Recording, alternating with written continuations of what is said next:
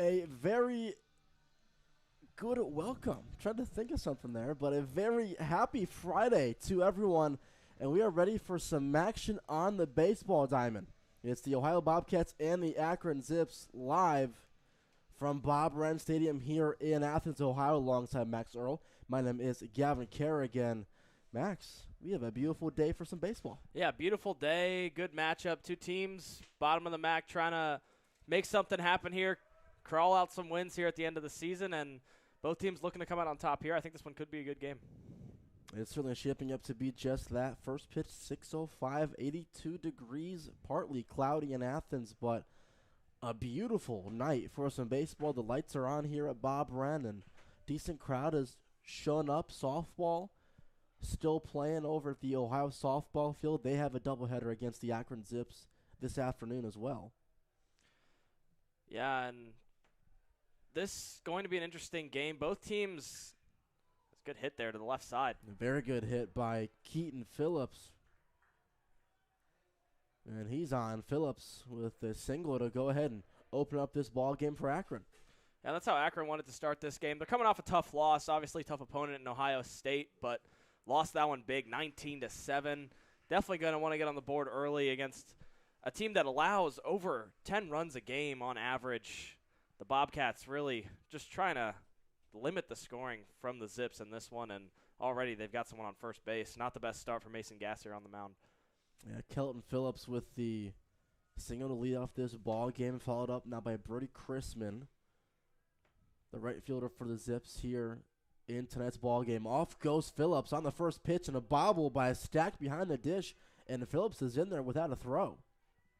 Yeah, and this is kind of the story of the Bobcats this season, are just silly mistakes and not playing heads-up baseball. Both these teams are really 55 and 54 errors on the year respectively, which are both bottom two in the MAC, and they've got to clean things up here. Good steal there by Phillips, getting him to second.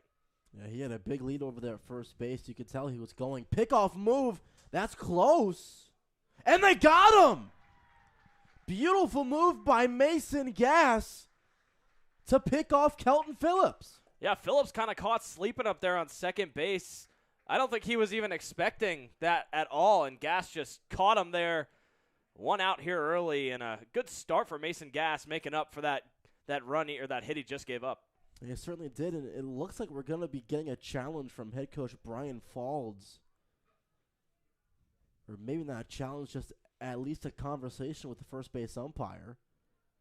Yeah, and I think there's some argument to be had there that he bobbled it a little bit on that catch, but I still think that throw was there in time, and I think he did control that. I think that was a clean pickoff there by Mason Gass. Yeah, the throw was definitely there. There's no question about that. I think, like what you said, Max, is did Steinball, the shortstop for Ohio in tonight's ball game, have possession of the ball and be able to make the play and keep it? And it looks as if he did. So it will go down as a successful pickoff move by Mason Gass, and just like that, the Bobcats are making sure that no one's on base. Yeah, and a good little momentum boost for pitchers, something outside of just purely getting somebody out, is a nice pickoff.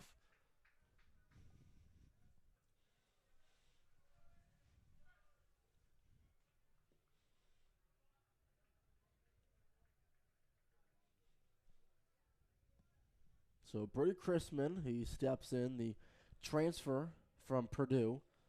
This guy, I mean, he is lighting it up so far. He has 17 multi-hit games this season. He had a season-high 4 hits against Youngstown State on March 31st. I mean, this is a guy that just lights it up, and he has been the entire season. Yeah, and good hit there. And speak of it right there. So Brody Chrisman, it's back-to-back hits for Akron, but because of that caught stealing of Kelton Phillips, you know, the Bobcats, it could be first and third right now, but it's only a runner on first base. Yeah, definitely limited the damage with that pickoff. But, I mean, back to Chrisman, I mean, what a beautiful stat sheet he has, and a good slugging percentage, too. He's really dangerous when he's on the mound, and a good hit to get him there to first. So Chrisman stands over at first base, a decent lead. And I'll bring up Blake Bowen, a check over on Chrisman. But he's in there in time. Blake Bowen, the 3-hole hitter, the first baseman for the Zips in this afternoon's ball game. Redshirt sophomore out of Worcester. Another check on Chrisman, and he's back in there safely. I mean, it worked the first time. Why not try it again? Exactly. Why not go ahead and try and look at it again? Bowen comes in with a .305 batting average. He spent his 2024 season at Kentucky of the SEC, so a player that recruited out of high school to an SEC school. I mean, he's got some prowess in just that alone. Yeah, and really, I think he really strives in the outfielding side of things, the infielding side of things. He's had 16 putouts in a game against Western Michigan, but there, ropes went off right, foul. But a guy that Akron really likes having out there fielding. Started every game that he's played in this season. You know, he's been one of the most consistent players for this Zips ball club, who come into this game with a 17-24 record, a little bit below 500. Would like to try and right those wrongs. Beautiful off speed from Mason Gass. Yeah, and a great changeup there. Caught him off guard there.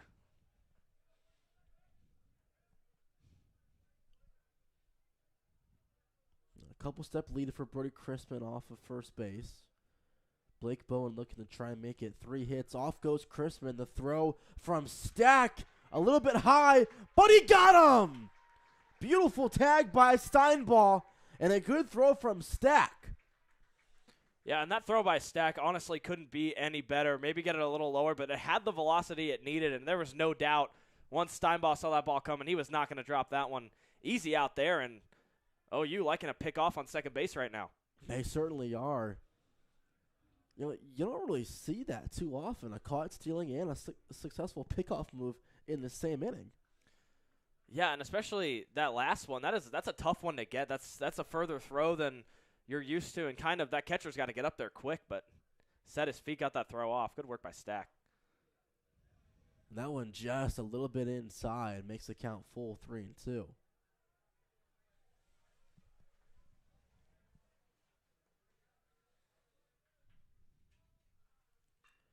This one popped out in the left field, going over to his Boyd. He gets it on the run. Beautiful play by Boyd, going over his shoulder to make the grab. And it's 3 up, 3 down for the Bobcats in a beautiful defensive inning. We'll be right back.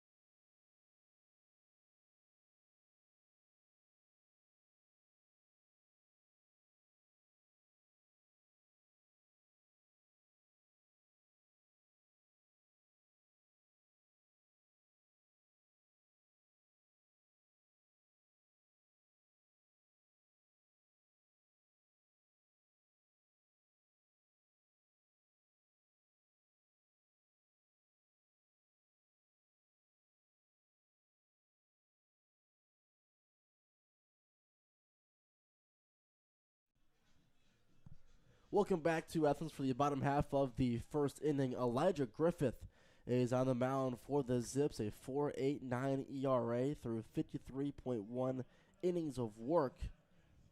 He's yet to get a strikeout this year, which is kind of the interesting thing. Yeah, definitely an interesting stat for some guy that's pitched this much, and his ERA is not terrible either. Right. 4.9, just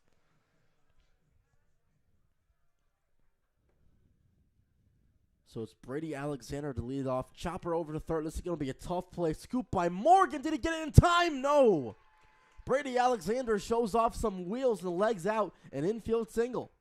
And a team like OU that's really struggled to start games quickly, getting on the board, a hit like that just out of the gate is huge. And good job showing that speed. That's a tough throw to make from there, and he knew that he got to get to that base, and he did. Yeah, he was going as soon as he left the box, and hey, a base hit's a base hit. So that'll bring up Taylor Harris, the junior center fielder. Comes in with a 260 average this point in the season. Takes that one in there for strike one, 0-1.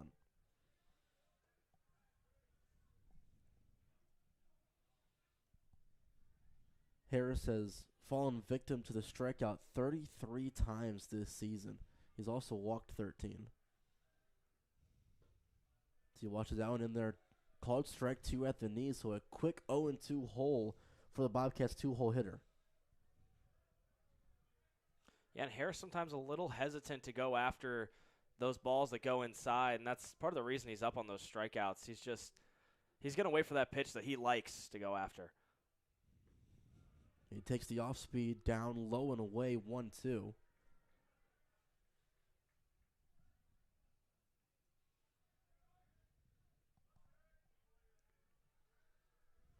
Couple step lead for Brady Alexander over first base. And a foul tip into the catcher, Simchak. I thought for a second he might have been hurt the way he kind of jumped after the foul tip. But I think he was just kind of surprised that ball ended up in his glove. So 1-2 to Taylor Harris. He pops this one foul. And we'll do it all over again. Yeah, and you wonder if Brady Alexander's going to look maybe for a steal here later in this count. But, I mean, with how Akron's first couple attempts went, you might wonder if they steer clear here. So he's only tried once, and he was successful in doing so. This is a double play ball over to third. Morgan over to Bowen. Bowen to Bowen. And how about that? A 5-4-3 double play and some momentum that the Bobcats have. Well, now it's gone. Yeah, I was just going to say that is a momentum shifter right there and gives you some much-needed confidence for Griffith on the mound. Kind of clear his head back to empty bases. But, man, if Harris just had a little bit more speed, might have been able to get to that base. That was a little bit of a slow throw getting in there, but got the job done nonetheless. This one chopped over to third, but foul off the bat of Cameron Boyd, the 3-hole hitter in this evening's ball game.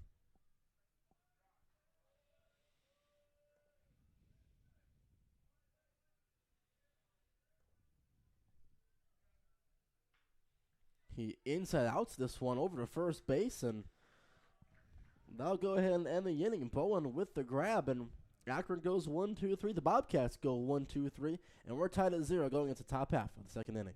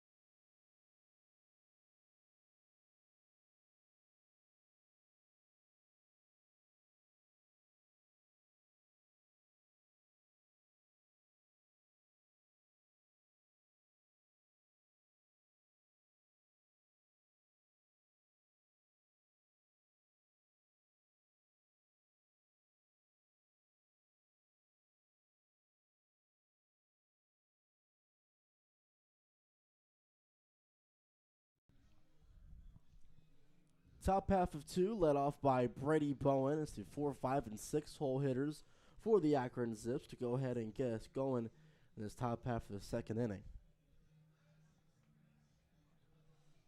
Still tied up at 0. But Akron was able to get 2 base hits last inning. Just weren't able to do anything with it. Yeah, good inside fielding by Ohio that last inning, too. They were able to make some tougher throws, and Mason Gass, that beautiful pickoff there to start things off for the Bobcats. A little chopper down the third base line, foul off the bat of Brady Bowen, who comes in with a .386 batting average. I feel like we've seen that exact same hit like 12 times in this game already, right? Know. Bouncing down the left side of the foul line. And we're only in the top half of the second inning, too. This one hit down the first baseline, well foul, heads up over there. Shot for the softball team. Yeah. So who are looks to be still playing, I believe, over on the Ohio softball field.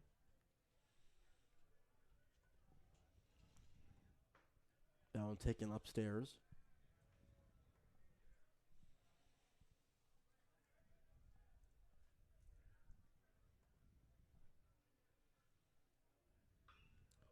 Charge into this one off the bat of Bowen. Going on the track is Boyd, and he's going to watch this one fly.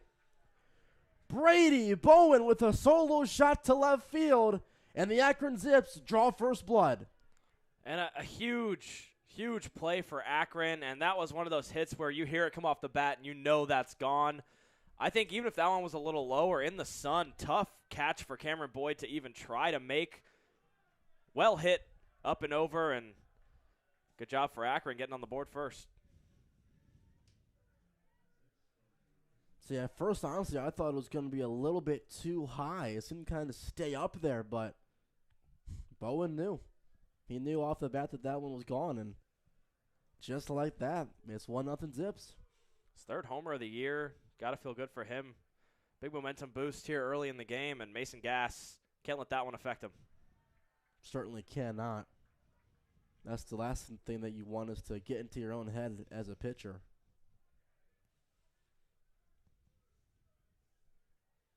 So we'll see how he's able to respond. That one just a little bit outside. Easton Amundsen, the 5-hole hitter, the DH in this evening's ball game for Akron, watches that one down low.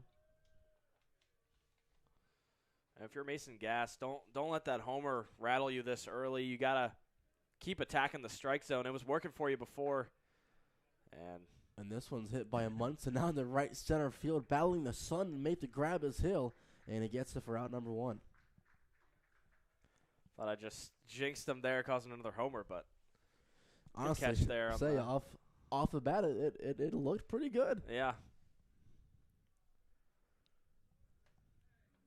So a good job of rebounding and coming back after giving up the solo shot for Mason Gass. He gets a quick out, number 1. So now he'll face Brennan Morgan, who takes that one in there for strike 1. Yeah, and if you're OU, you really don't want to allow any more runs this inning. I mean, you're one of the worst, if not the worst, pitching teams in the MAC as of right now. An over 10 ERA, which is just not ideal for sure. So try to keep under that at least. Don't want another big hit here to get them too far behind. That's the last thing you want. This one is skied out in the right field. Hill camping under it, battling the sun again. And he gets it for out number 2. So back-to-back flyouts to Cam Hill and Wright off the bats of both Amundsen and Morgan will bring up the catcher, Mitchell Simchak.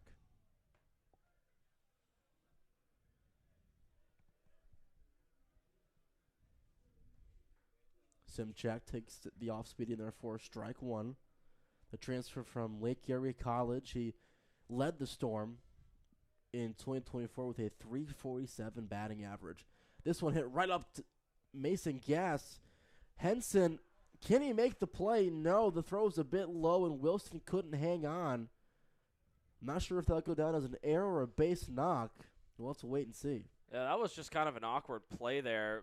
Gas just like barely too late to try to react and catch that ball, and kind of bounced off weird, and Taylor Harris Taylor Harris couldn't get it back in there in time. So it will go down as an error.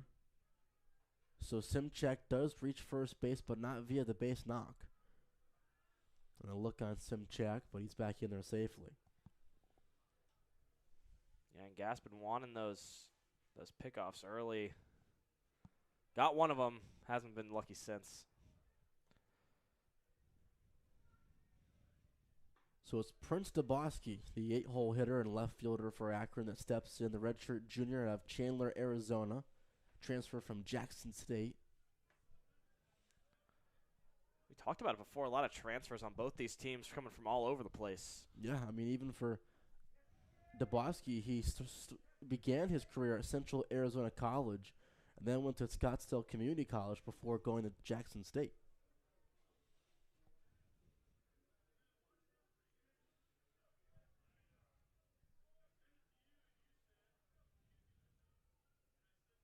Gas looks in and gets his sign. Another look over at Simchak, but again, back in there safely.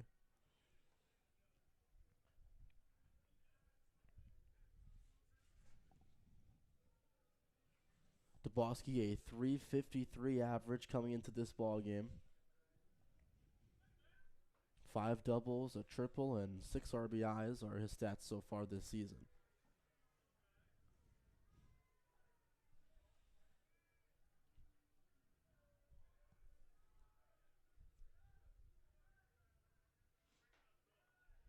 Now in catches the corner for strike 2, 2-2. Ooh, that one was barely inside. I was going to say that was... Maybe a lucky call for Mason Gas. That was close right there. So 2-2, 2 down, but 1 on for Akron. And another check over on Simchak, and again, in there safely. That's, I think, the third pickoff move they're keeping. Yeah, they don't want him stealing at all.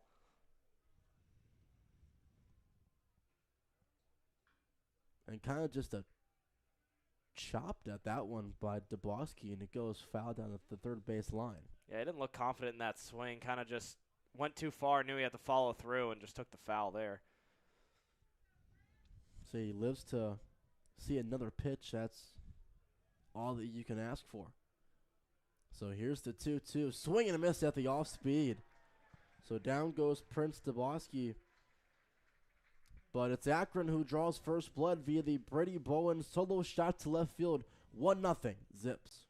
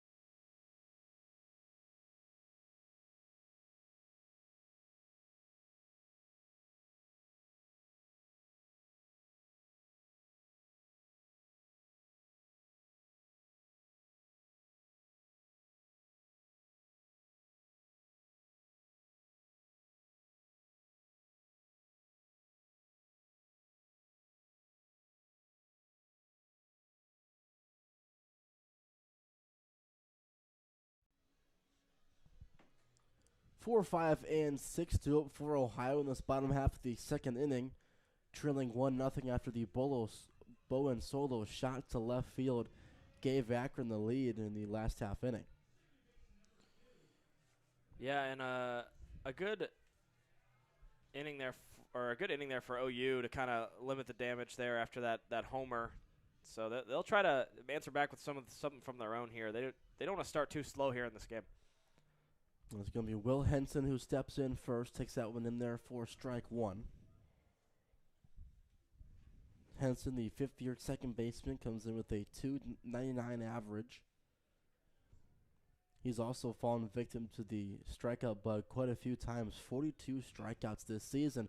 But he ropes this one to second base. Bowen picks it up, and over to his brother Bowen at first base. So a 4-3 Bowen to Bowen to begin this inning. Yeah, there was really no question there. That was kind of just a line drive right to him. Easy textbook first base out there, and Ohio already down one here in this inning. So they'll bring in Dylan Shepard. He's been one of the lively bats throughout this season for Ohio. Comes in with a .316 average, so one of the more consistent hitters in this Bobcats lineup. Yeah, 23 RBIs on the season, and one of the few guys that Ohio's been kind of able to rely on a little bit in the batting. He takes one outside 2-0. So Elijah Griffith has just one run of insurance, but it's better than nothing to pitch with. You always want to pitch with a lead, especially as a starter. So he fires that one in there for strike one.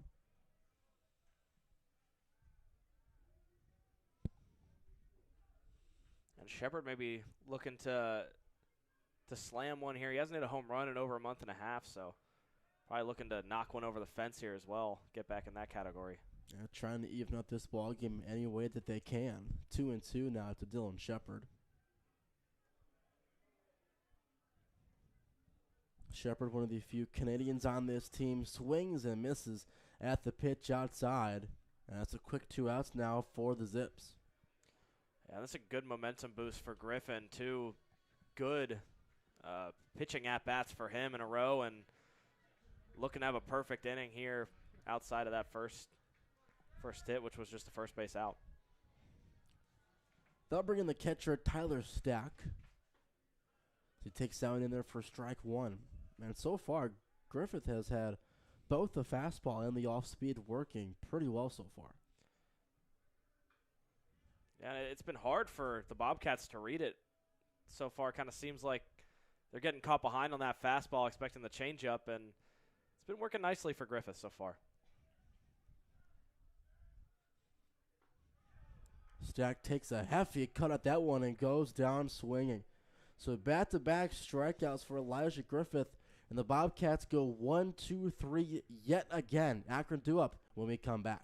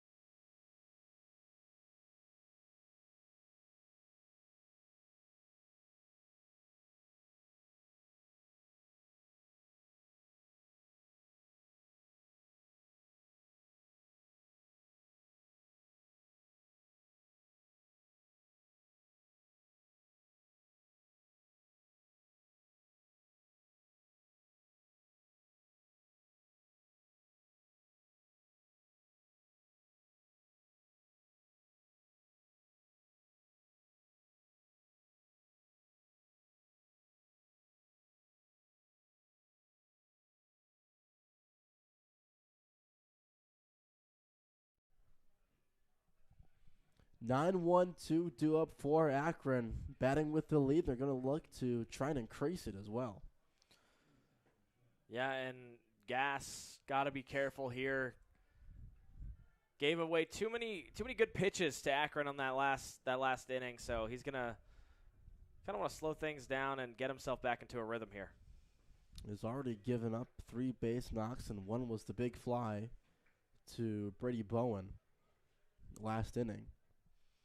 Yeah, over a 9 ERA for Mason Gass, 10 for the team.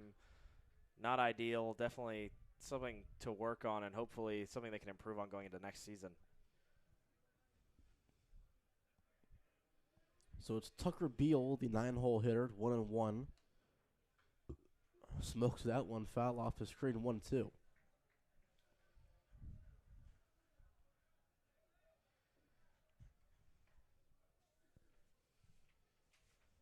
Beal, a 233 average, 23 walks, 22 strikeouts, and 2 extra base hits is his line so far this season.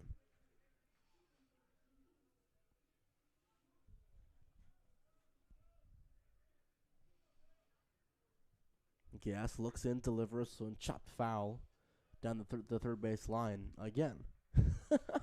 Yeah, I feel like deja So many vu up times. here. Oh, my gosh. So we should start like some tracker of how many times the chop ball is going to go down the third base line. So yeah, nice crowd here piling into Bob Wren on a beautiful Friday afternoon evening. Yeah, and you mentioned in the break, we talked about it, that softball game wrapping up next door. You wonder who's coming over here, but they've had a long day over there as well, 2 games in a row. Got to assume some of them are sunburned, got to get home. Yeah, they certainly have. Say that Ohio softball is currently losing to Akron 9-5, bottom of 7, 2 outs. So it looks like Akron is going to have that one on lock too. They took game 1 of that series for softball, and if they hold on, they're going to look for the sweep tomorrow. This one hit out in center field. Harris going back on it. Moves a little bit over to his left and makes the play for out number 1. Yeah, good catch by Harris. Easy adjustment there and good out there. Gass still just trying to limit the runs given up here early. Bobcats don't have the deepest dugout. They've had problems with that this year, so the longer they can stick with Gass, I feel the better for the Bobcats. So that'll be Kelton Phillips who takes ball 1. Phillips reached via the base hit last time, got a stolen base, but then was picked off. So he hits that one down the first base line, well foul. Phillips, a native of Round Rock, Texas, the senior transfer from Texas Southern. He has 12 multi-hit games this season, so he's a guy that if he gets on, you know he's going to get on via base knocks.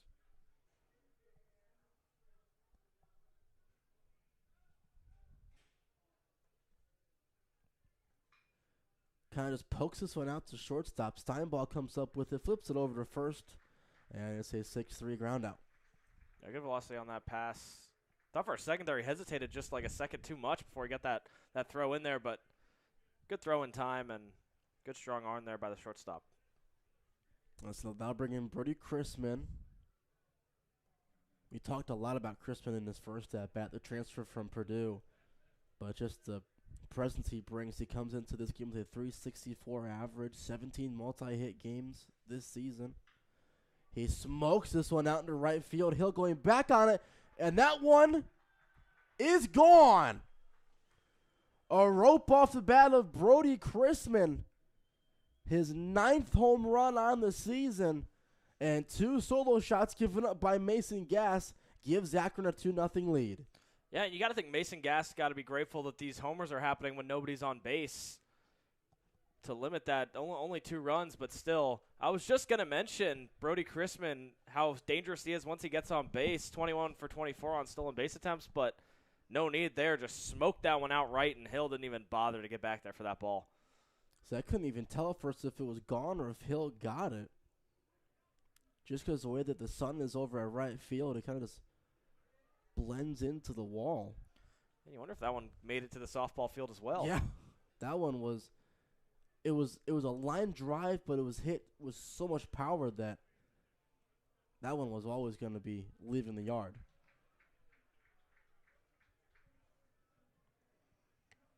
And the confirmed final score between Akron and Ohio on the softball field is that Akron wins 9-5. they will be going for that sweep tomorrow against the Bobcats. Yeah, and Akron right now really looking to be in a good spot to win baseball and softball here at Ohio. Yeah, they certainly are there. And something interesting, too, we talked about a lot of Ohio teams always known very good at home, especially in the Convo and at Peden. But yeah. here this year for the Bobcats, only 1-11 at home. I mean, respect, honestly, to these fans for still coming out here and cheering on their Bobcats, but not a usual stat for any Ohio team, really. Correct. So usually it's whether it be, Pac Peden or like you talked about the Convo, stand up and cheer. There's always a huge home support, and it usually gives that Bobcats home team that extra edge. But for baseball, it's been quite the opposite so far this season.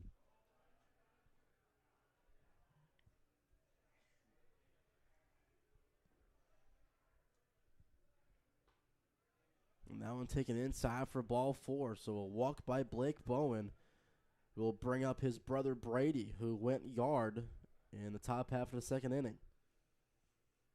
Yeah, and I think Gass right now a little shaken up a little bit, not wanting to really pitch anything too far inside right now, and it's going to cost him a little bit giving up a walk or two, but don't want to give up any more runs here. Man, you certainly want to try and limit the damage, and against a guy right now like Brady Bowen, who has himself a multi-hit game going from first to third, is his brother Blake. And Brady has himself a 2-hit ball game, a single and a home run. Yeah, that was a good hit out there, and then a good job taken off there by his brother getting to third base. Well executed there, and now first and third base is loaded. Mason Gass got to be careful once again. It's got to be a cool feeling, too, getting on base and then your brother advances you closer to home plate. Got to be a cool feeling. Yeah, now you got a Munson on base who's got a .57 slugger average and one of the better hitters for Akron. So you've really put yourself in a good spot if you're a Zip fan. And to think, too, that Akron's doing all this, too, with 2 outs. It was a fly out and a ground out to begin this half inning for Mason Gass and the Bobcats. But since then, it's been a home run, a walk, and a base knock. Yeah, and that a little bit of a sigh of relief for Mason Gass.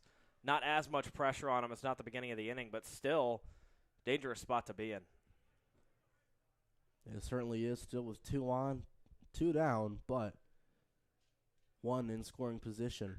And this one is charged out in the right field, and this one is gone.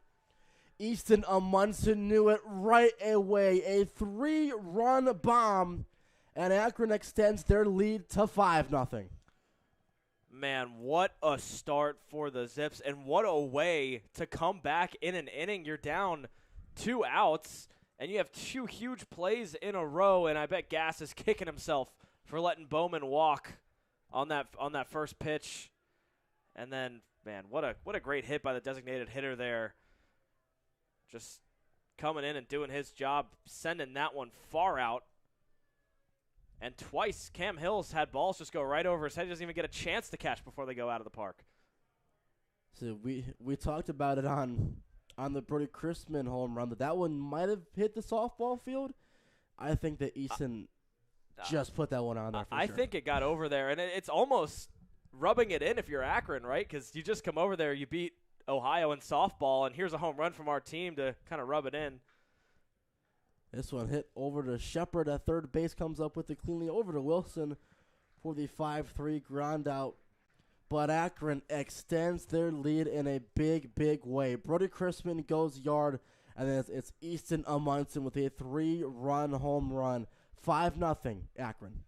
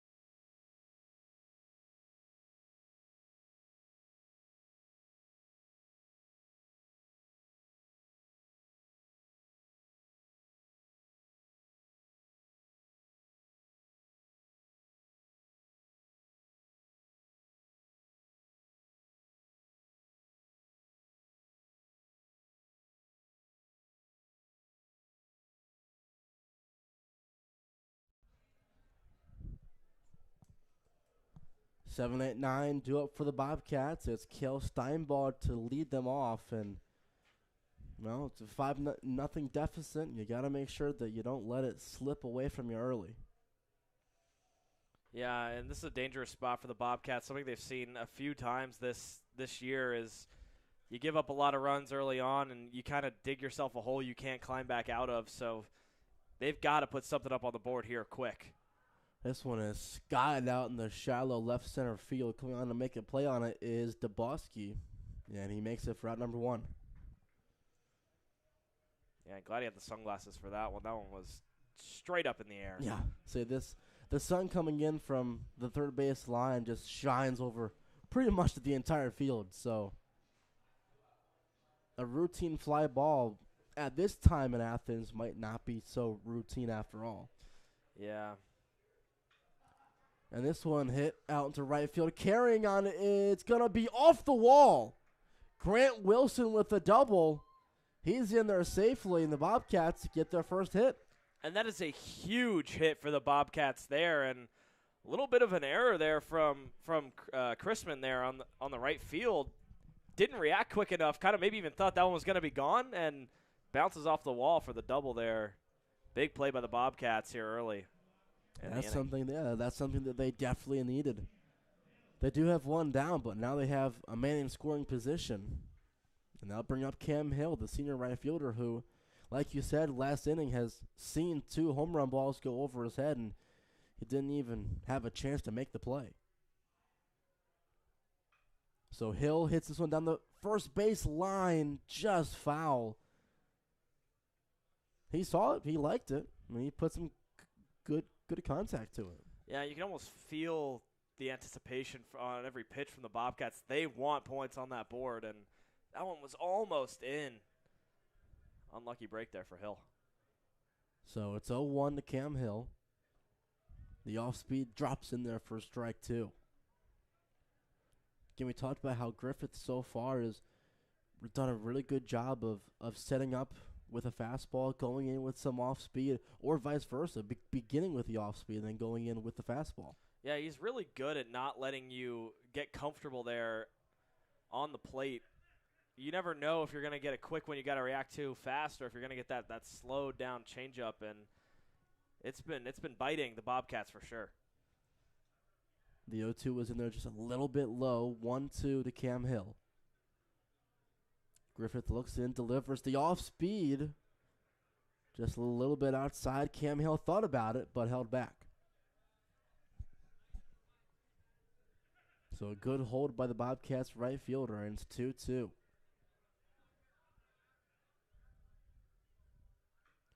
This one chopped foul. Yeah, we got a good battle on the plate right now. Hill doing a good job of staying disciplined. You can tell he wants to knock one out right now, but he's not taking any dumb swings at anything that really isn't there for him. He's doing a good job of being reserved. He's got 18 RBIs, 6 doubles, 4 home runs on the season. So he's a guy that's got some pop in his bat. And a good eye there. Really good at bat from Cam Hill. Makes the count now full 3-2.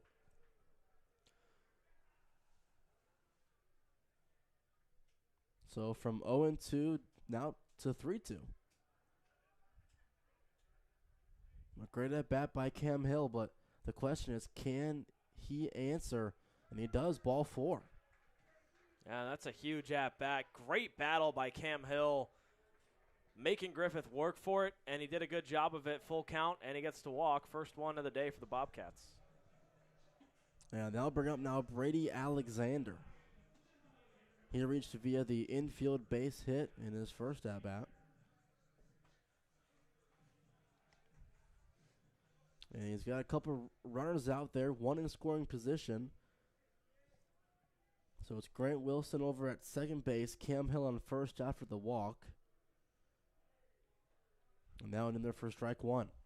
An interesting lineup for the Bobcats, too, having their designated hitter hit first in their lineup. But pretty good time for you to have him come out if you need him here. 2 bases loaded. Good chance here to maybe even load the bases full. This one hit out into right center field. Is it going to get down for a base hit? No, great job by Phillips out in center field of being at the right place at the right time. That's a big out, number 2 for Akron. And Phillips does a great job of adjusting and not letting anyone advance any further on the bases either. And good job, though, getting back to second base there by Wilson. And so now, to see how this plays out. Yeah, so it's now Taylor Harris who hit into a double play in his first at-bat. It's definitely going to need a base knock if the Bobcats want to get a run across. There's 2 on, but now 2 out. Yeah, with 2 out, be conservative. Try to make them work for it. Get another walk here and load those bases. And over to third base, off of Morgan, stays up with it. Does he have enough time to make the play? What's the call? I think he dropped that ball. I think he did, yeah. See, I was waiting for the first base umpire to go safe or out, and he didn't do any motion. So I guess he's safe. Yeah. There you go. Man, what an error there. Just bounced right off the chest. And then unfortunate there to bobble that catch as well on first base. Thought they could save it, but, man, a free gift here for the Bobcats. Yeah, bases loaded. Can they do something? It's Cameron Boyd who's up. 2 down, but bases loaded everywhere. So if there was a time to get back into this ball game, it's certainly this one right now. That one upstairs, 2-0. Yeah, and you can tell Griffith doesn't – he's been pretty good at staying inside the strike zone so far, but he's kind of avoiding it right now, not wanting to give up any hit that could ricochet off an Akron player or something to get someone in. This one popped well foul down the first base line, 2-1. And if you're Ohio, you're kind of kicking yourself. That one pop fly out happened earlier in this inning. If you had one more out to play with, you could be a lot less conservative here. This one hit. Is it going to get down? Oh! Beal tried to make the play, but the Bobcats get 1. They're going to get 2. Grant Wilson comes around to score. Cam Hill comes around to score. And just like that, the Bobcats get 2 back. It's 5-2. And a beautiful job by Cameron Boyd, kind of hitting in that weak spot there on the left field, bouncing it right in between the shortstop and the third baseman. And, man, beautifully placed ball. Knew he didn't need a big shot, so he just took a shorter one and knocked it out there. And way for the Bobcats to get on the board. And boy, oh boy, did they need that. Cameron Boyd delivers. And now it's Will Henson. The Bobcats can still do some damage. See, fouls that one back into the screen. You know, that screen's there. That one might have hit our camera. There's a very good chance it could have. So there's a few times this season I thought that, you know, if there was no net and the window's open, well, we're right here for a catch. Bring a baseball glove. The heater gets Henson to swing and miss. It's a quick going 2. Elijah Griffith looking to limit the damage the Bobcats have caused in this bottom half of the third inning. 5-2, 2 down, but 2 on. And that one taken just a bit outside, 1-2. Yeah, good job holding off on that swing there by Henson. Henson's played in 40 games this year, started all 40 of them. He's been at that plate a lot for the Bobcats. Well, they're going to need him to come up in a big way right here. Takes that one down low, 2-2. That one was close. Could have gone either way, honestly. Getting closer to a full count here once again. Griffith at 38 pitches so far in this evening's ball game.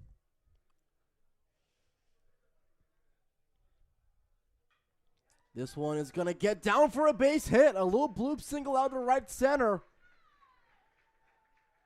It's an RBI single for Will Henson. Taylor Harris comes around to score.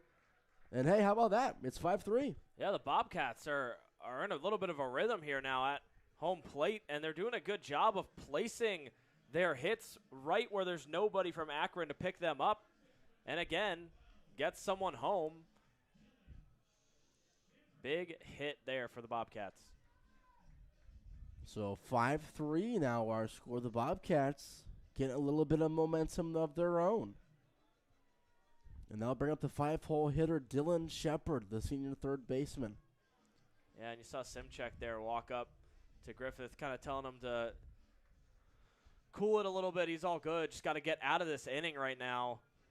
A little bit of a nightmare ending to this third inning for the Akron Zips. So 5-3 our score. 2 down, 2 on for Dylan Shepard. Cameron Boyd stands over at third. Will Hansen at first. Down taken away 1-0. Shepard, 23 RBIs on the year, so he's a player that likes to hit when there's runs out there.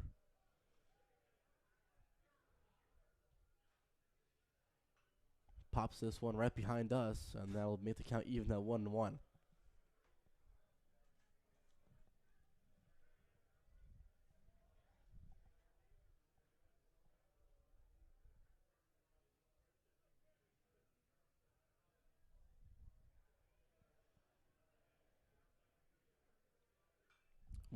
Is fouled back again, 1-2.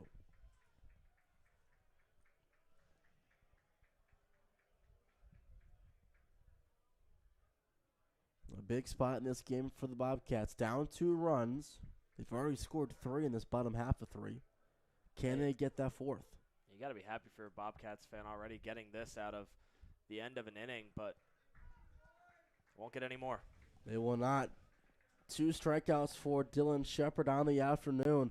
But the Bobcats grab 3 runs back. It's 5-3 Akron, and they're 2 up when we come back.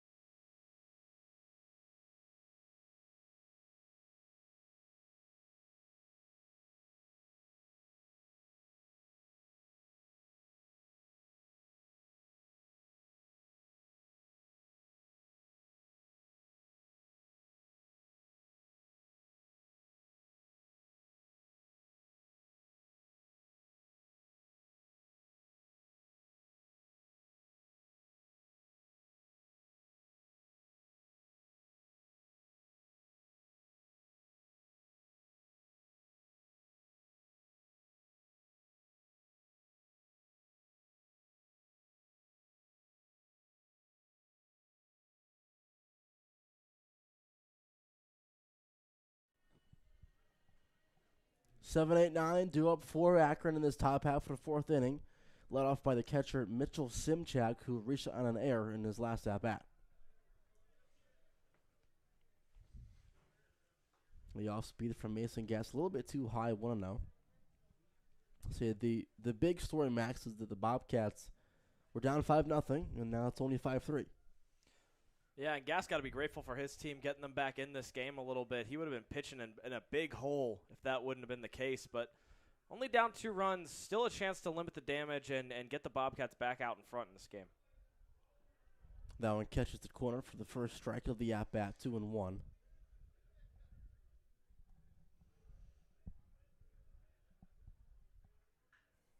This one hit out in the right center field. Cam Hill battling his son and going back onto the track to the wall. And he makes the grab for a loud out number 1. And I think you can see Mason Gass breathe a sigh of relief on that one. That was almost another copy of those other 2 home runs earlier, but that time Cam Hill got a chance to catch it, and he did. So big break there for the Bobcats.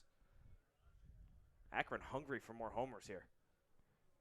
Yeah, so the big fly has been their friend so far in this evening's ballgame. They have 3 home runs. Heck, some teams don't even get that in one series, let alone one game. And this one is roped out into left field. Hey, make that 4 home runs in this ball game. Prince DeBoski, how do you do? Sends that one deep to left field for a solo shot. Yeah, there wasn't a question on that hit. Another one just cleared out of the park. And you got to wonder how much longer they keep Gass in there. He's starting to get frustrated on the mound. And the guy that's usually their starting pitcher there, Mason Gass, a 9 ERA, which is not good. And you feel bad for him. They keep relying on him to start the games, but he just can't get out of the hole. And so this hole has just been the home run bug. That's now 4 home runs for Akron. And we're only in the top half of the 4th inning. They could add more. And the way it's going, you wouldn't bet against it. And a hard ground ball, fair, down the third base line, extra bases for sure for Tucker Beal. He's in there standing with a double. And it's back-to-back base hits after getting the first out of the inning. That's a nightmare hit, one that you think's a foul, so no one's really reacting to it right away, and then it bounces inside. So good double for Akron. They're just going to continue to build here. And another dangerous situation for the Bobcats. Got to be glad you have those 3 runs on the board at least. The Bobcats do have an arm up in the bullpen. It looks to be a lefty warming up in the bullpen, so we'll see how much longer Mason Gass has. You would have to imagine that his leash right now is pretty short. And here comes head coach Andrew C., so maybe that is the leash. We'll have to wait and see. I mean, it is kind of surprising you leave your pitcher out there after 4 homers in a span of 2 innings. And I honestly think it's best for Mason Gass right now to get out of there and keep some of that composure for the rest of this series. I would think the same thing, but it looks like he's staying out there for right now. Doesn't really seem to be any intentions of him coming out. Yeah, and he might have to stay out there. I don't think they started warming up that bullpen quick enough. I believe that left-handed pitcher just got in there a few minutes ago, so it's going to be interesting here. How do they manage the damage here? So that is the big question. We'll have to wait and see. Like I said, the lefty's still warming up down there in the bullpen. And I think he's coming out. I think he is too. So we will be getting a pitching change for the Bobcats. We'll go ahead and step aside, take a quick break, and we'll talk to you about the new pitcher when we come back.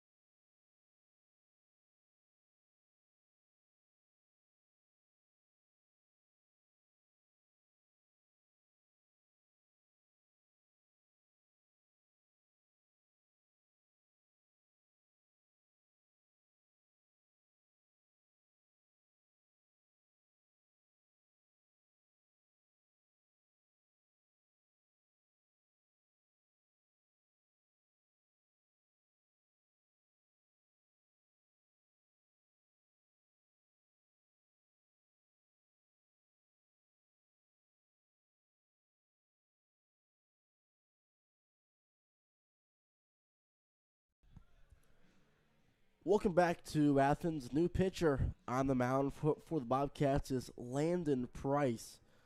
Comes with a 7.33 ERA, 0-1 record through 23.1 innings of work. 9 walks and 15 strikeouts for the lefty.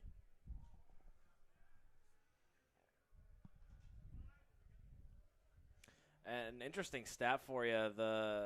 It's a good time to take out Mason Gass. He's only allowed 4 homers all season until those last 2 innings where he allowed 4 in this game. So he's doubled that stat on his score sheet. And this one, the charge out in the left center field. But Boyd going back on to make the play for allowed out number 2. Man, Akron is just not holding back on their swings right now. They feel like they can hit everything out of the park. They certainly can, and I mean, you can't blame them. I mean, they pretty much have, yeah. 4 times, right? So you definitely can't blame them. So that'll bring up Brody Chrisman, who is one of those home run hitters. He went deep in the 3rd inning. It was a solo shot, but still one of the 4 home runs that the Akron Zips have hit this evening. And if you're Landon Price, you can't come out here with that image of those 4 homers in your head. You got to stay confident. Can't let those rattle you. 2 balls to start against Crispin here. Yeah, it's a quick 2-0 count. 2 out, but still that runner in scoring position in the form of Tucker Beal, who reached base via his double. This one fouled down the third base line, 2-1. Ohio does switch it up a little bit. Price is a lefty, so a little bit of a different look. Maybe trying to switch it up a little bit on Akron, not keep them comfortable. But right now, they're still looking pretty confident out there. This one shot through the gap. That's going to try and score 1 run. And it indeed will. Tucker Beal comes around from second to score. And it's an RBI single for Brody Chrisman, who has himself a 3-hit ball game. I mean, what can't go right for Akron right now? It seems like their deep shots are making it out of the park, and their shorter ones are really just like inching inside the baseline and staying barely in play, which is it's really hard to play that as a fielding team because you don't know if you need to play it or not right away, and there's always that hesitation. So huge few innings for the Zips right now. Now bring up Blake Bowen, who reached via the walk his last at-bat, came around to score.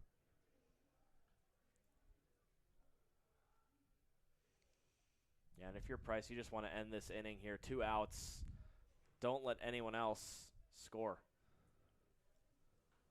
That off speed stays up 2-0.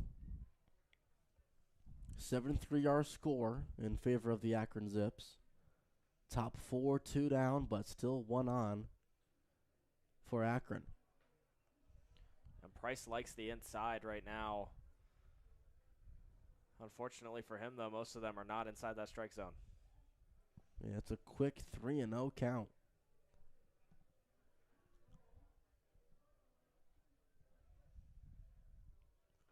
And that one's inside for ball 4. So a 4-pitch walk to Blake Bowen brings up a very dangerous bat in the form of his brother Brady, who also has a multi-hit game and a home run.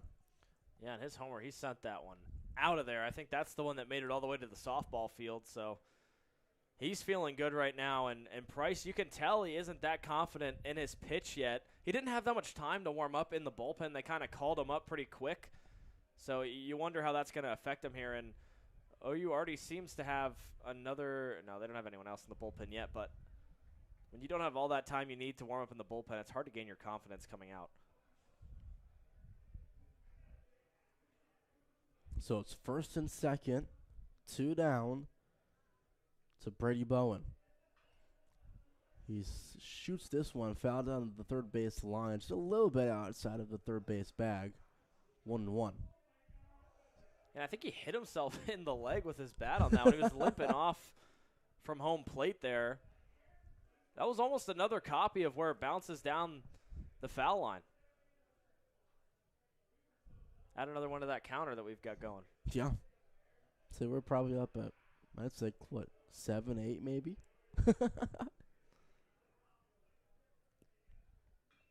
This one chopped in the infield, and once again foul. Hey, add another one to that list of foul balls chopped down the third base line.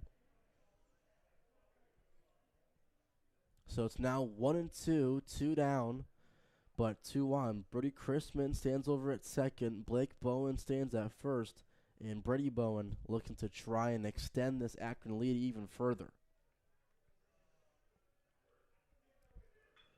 Shoots this one, and it gets past the glove of Henson. 1 run will come in to score, guaranteed. They're going to try and score 2. No, they're not. Bowen slams on the brakes at third, but Brady is in with an RBI double. And he is like a magnet for the ball right now. And that ball had some interesting backspin on it, just able to get right behind the glove of the second baseman there. And another beautiful hit puts another score on the board. It is a 3-hit ball game for Brady Bowen. And you know what? Well, we'll pause on that moment right now. 1 run's going to score for sure. Here comes Bowen again. He's upstanding. It's a 2 RBI single for Easton Amundsen, and he has himself a multi-hit ball game. And already Ohio up to their average of 10 runs allowed per game, and it is only the 4th inning here. Akron is running away with it right now. This Ohio defense just can't find a rhythm, and you feel bad for Price getting sent out there so fast when Akron is just on fire and has all the momentum on their side. They certainly are. And back to the thought I was going to talk about, Brady Bowen is a triple away from the cycle. He has a home run, a single, and now a double. So, hey, when he gets back up again, we'll have to wait and see. Yeah, that's definitely not out of the cards for him. It certainly isn't. Everything's been going right for him when he's on home plate. So I'd argue, too, that a triple here, too, would probably be the most difficult. I think you would have to almost have what Tucker Beal had, an extra base hit that just hugs the line if you want to try and extend that to a triple. Yeah, you probably want to bury it back there in that left corner. It's definitely tough, but, I mean, Akron has been playing with a lot of speed. It's definitely doable. Yeah, the way that they've been playing and going offensively, again, you certainly don't want to bet against it.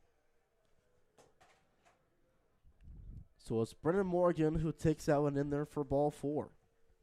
So that'll send Easton Amundsen to second base and Brennan Morgan to first after the walk. And Coach coming back out here. Looks like he's going to talk to Price here for a second. So we actually might be getting another pitching change. Yeah, there's 2 guys out in that Ohio bullpen that just started warming up. I'd be surprised if they bring them out this fast, but well, somebody's coming back out. It's what we're getting, so we'll go ahead and step aside. New pitcher when we come back.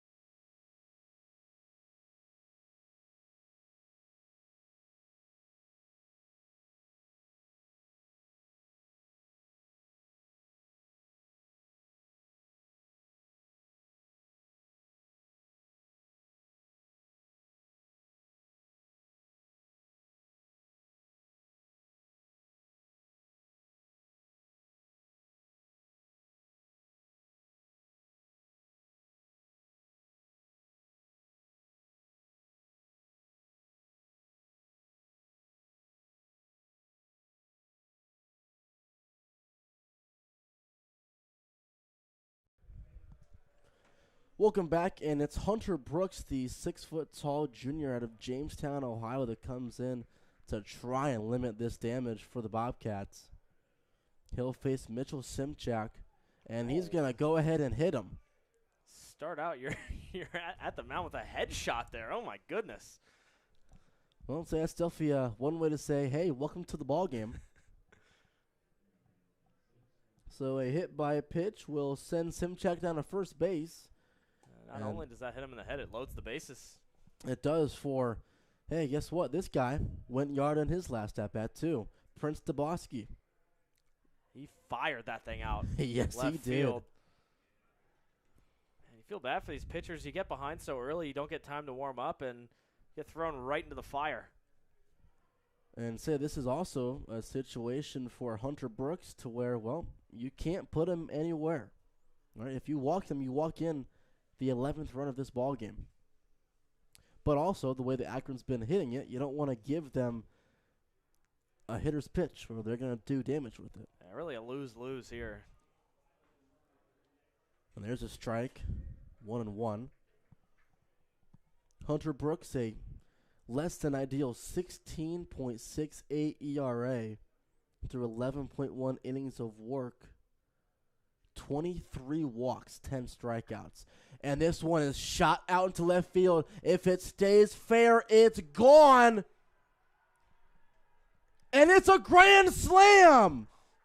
Prince DeBoski. Oh, my goodness.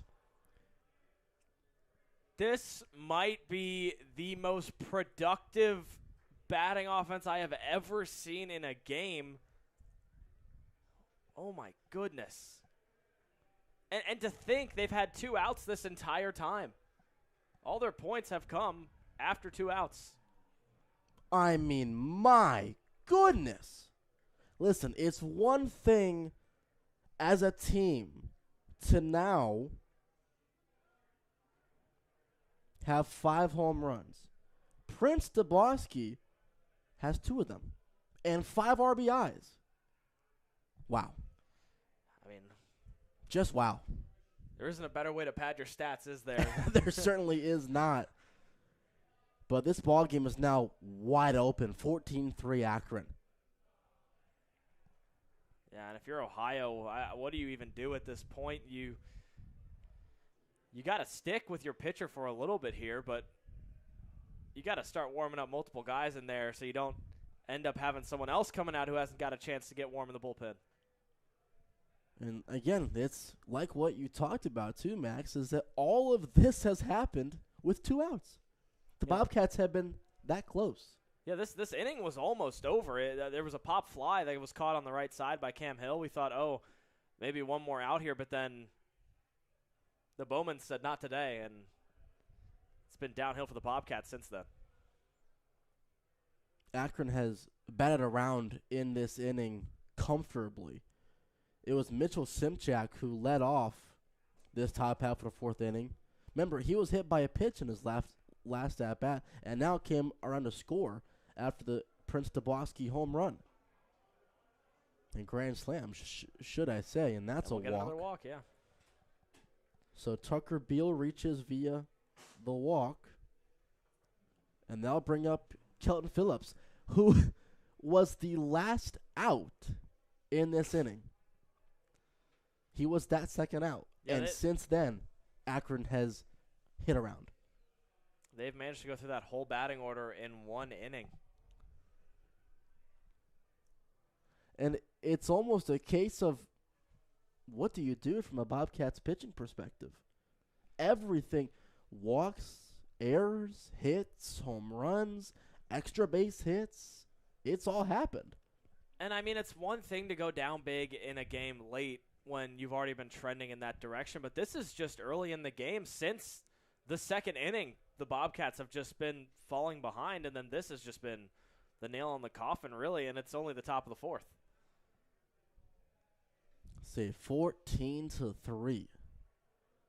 This Akron offense has been prolific. This one, a ground ball over to Steinball, and finally, the Bobcats get out of the inning, but not for but not before Akron makes it 14-3. Bobcats do up when we come back.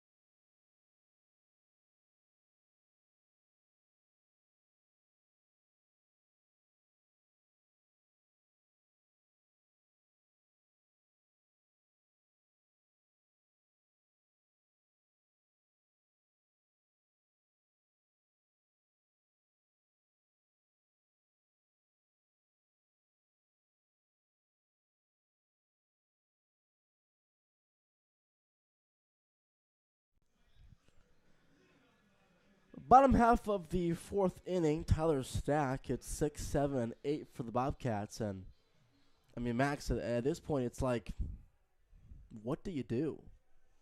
I mean, I almost forgot that the Bobcats had batters at this point. It's been so long since the end of that last inning. And, I mean, they were at 2 outs for so long. This is such an interesting momentum because really the last batting inning that the Bobcats had was productive. They had 3 runs. It was a 5-3 ball game. It looked like they were right back in this one, but then all of a sudden you come back in and you're 11 runs behind. This is really something you don't even plan for. No, it's certainly not. Again, it was 5-3 before the top half of the fourth happened, and then Akron went up as Tyler Stack goes down swinging. Akron came up in the top half of fourth inning and said, "Hey, we're going to score 9," and that's how it's now 14-3. Yeah, and Ohio coming off a loss to NKU on Tuesday, but that one was only 7-4. This looking more like Akron's loss to OSU, where they lost 19-7, and right now Akron's on pace to really double that, honestly. So the way that this game's going, you have to think about at some point the run rule possibly coming into effect. And the way that this one's going, the Bobcats, again, they showed some fight in the bottom half of the third inning, but then you go and give up 9. It's almost like everything gets sucked out of you. It's hard to stay motivated on the batting side of things when you're giving up so many runs because it feels like whatever you're doing on the offensive side of the ball is really all for naught when you come back and you're down more than you were going into the end of the inning. This one hit down the left field line. That's going to be extra bases for sure for Kale Steinball. Or is it? This might be a tough play. That's a bit closer than I thought it was. Good job by Dubowski over in left field of making that a closer play than it probably should have been. But it's a one-out double, though, for Kale Steinball. Yeah, probably closer than he wanted that one to be. But good placement there on that hit, and Bobcats not giving up yet. They just have a big hole to climb out of. They certainly do. And again, with such things like the run rule, you have to get runs back sooner rather than later, or else the ball game's going to be over before you know it. Tried to check his swing there. It was too late. Yeah, strike one to Grant Wilson, who reached via the base knock and came around to actually score last inning. He chops this one back behind home plate, 0-2. And dangerous here. OU already looking at Almost 2 outs if he can't get something here. And having a guy on second is big for them right now, but if they can't score, it's all for nothing. And if they can't at least get one across this half inning, it's not going to be looking good. The off speed taken away, 1-2. And you wonder at what point does Ohio start being more aggressive, start going for more steals and things when they're out there, because, I mean, you need anything you can get in this game right now.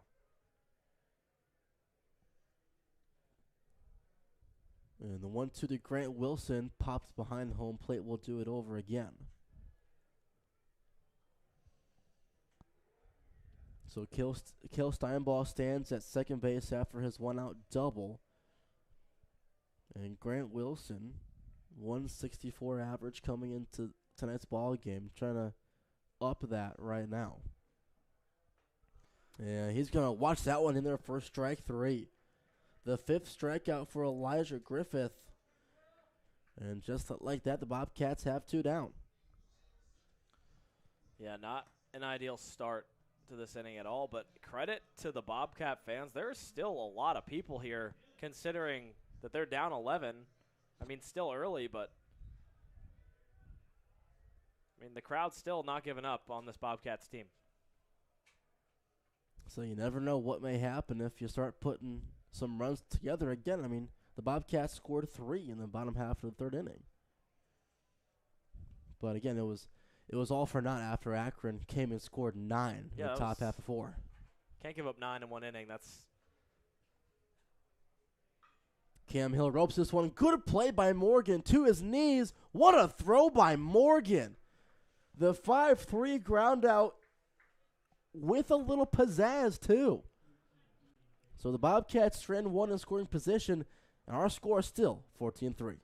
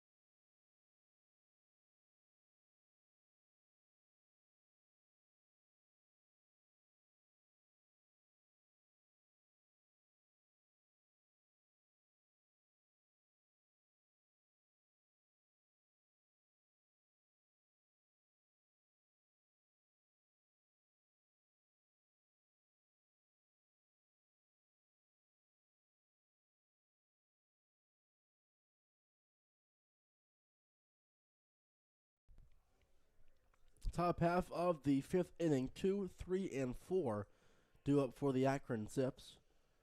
New pitcher on the mound for the Bobcats, number 32, Ryland Sams. Comes in with a 14.59 ERA through 12.1 innings of work. 8 walks and 6 strikeouts is his line on the season for the freshman. And at least for him, he got a chance to warm up in the bullpen. The other, Price came out, didn't have a chance to warm up. It was Brooks came out, didn't get a chance to warm up, and it bit the Bobcats pretty bad. So hopefully getting a chance to have your pitcher warm up gets them into a little bit of a rhythm, which is just something they haven't had. And Brady Crispin swings at that one, makes it now 1-2.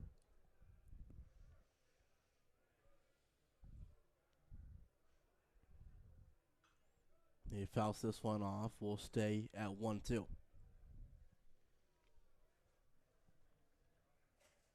14-3, top half of the 5th inning. The Akron offense just has been fantastic. This one swung on. Cam Hill battling the sun out in right center, but it's actually going to be Harris who camps under it and makes the catch for out number 1. Yeah, and refreshing for the Bobcats outfield to have a chance to catch one of those fly balls, have it not go past the fence. And got to remember, right now the sun is glaring right into the eyes of everybody out there. So good work not losing it in the sun. And really the Bobcats just got to get out of this inning without letting up anything. Yeah, see, if you go behind even more, it's just you get that feeling of nothing's going to come from this ball game.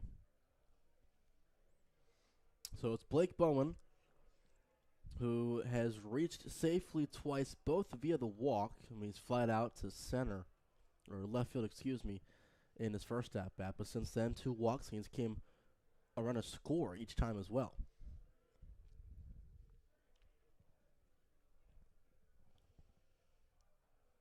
That one taken away for ball 3. So a quick 3-0 count to Blake Bowen. He was looking for his 3rd walk of the evening. Yeah, and every time he's been walked, his brother just kind of cleans it up and knocks it out of the park for him. And speaking of, we're going to see his brother. So it's 4-pitch walk to Blake Bowen, his 3rd. And that brings up his brother Brady. Now this at-bat, this is going to be fun to see. Now I say that because Brady has a home run, a single, and a double. He just needs the triple for the cycle. This is going to be exciting. It's going to be tough, but, I mean, with how he's been playing, it's not out of the cards at all. It certainly is not.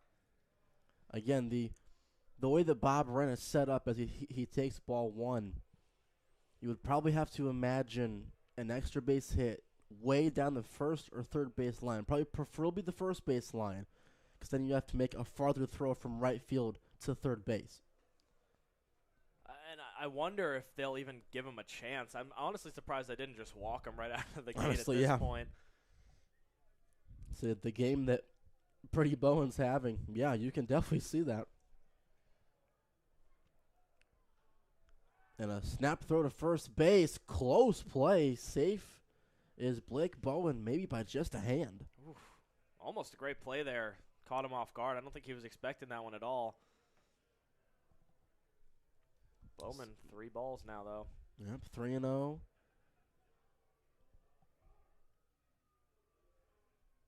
And that one is in there for strike 1, catches the corner, 3-1.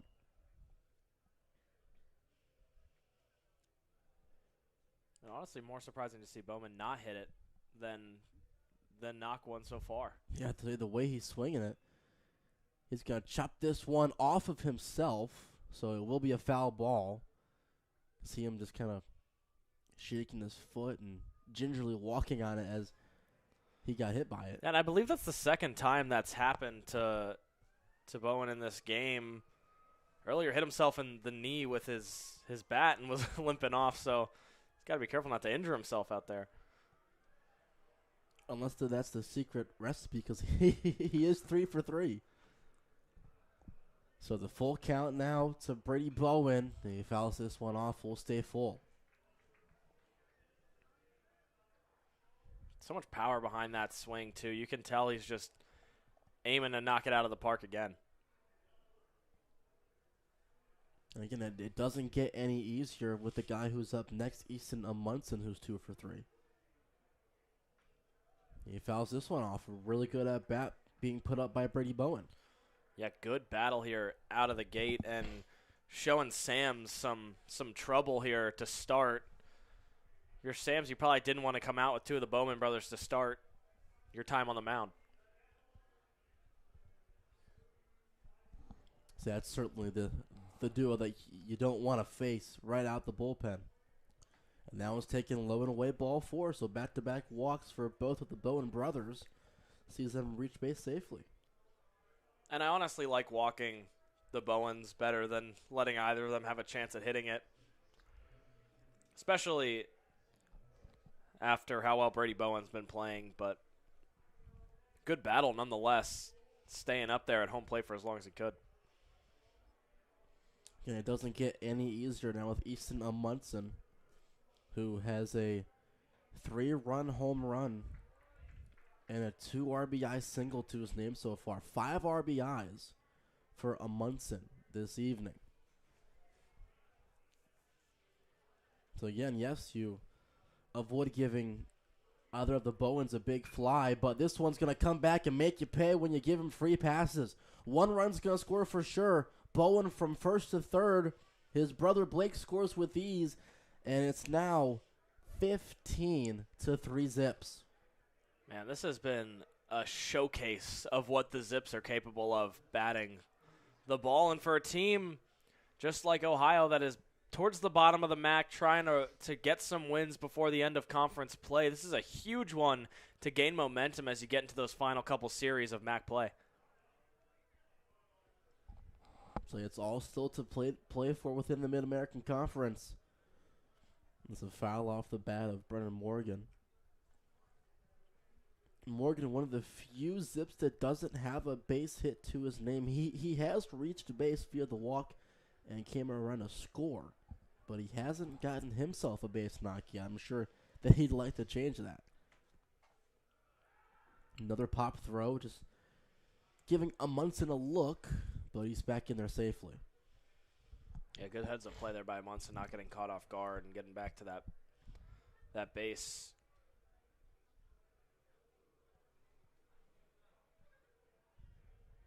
Got to be careful, though, here, though. Bowman's quick, and if that ball ends up anywhere in play, you know he's coming home for the score. That one taken low and away, 2-1. When we came into this game, we did not think it'd end up being 15-3 after 5, or in 5 innings. I mean, these two teams on paper are pretty close. Both teams with a lot of errors, both teams towards the bottom of the MAC, but Akron's just been on fire today. So this has been one of the best offensive performances I think I've ever seen from a team, either home or away, here at Bob Wren.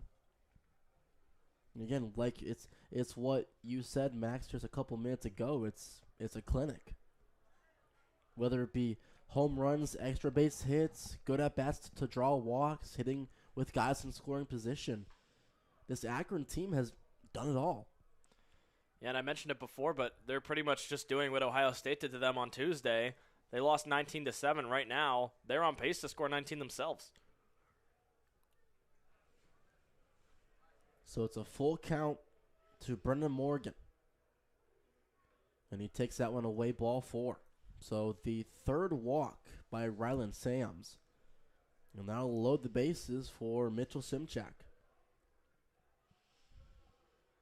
And we remember what happened last time bases were loaded here. We certainly do.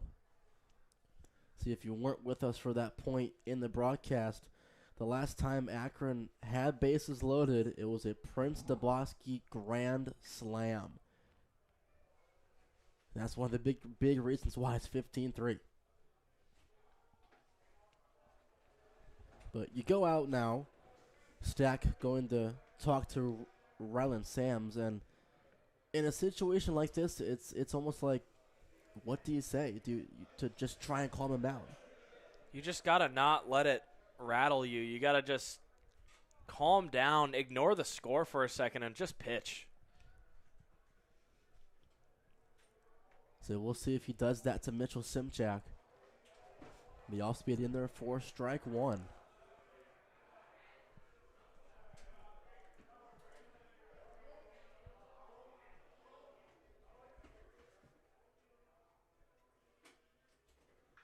This one chopped down the third base line, but a good job by Sams of quickly making the count 0-2.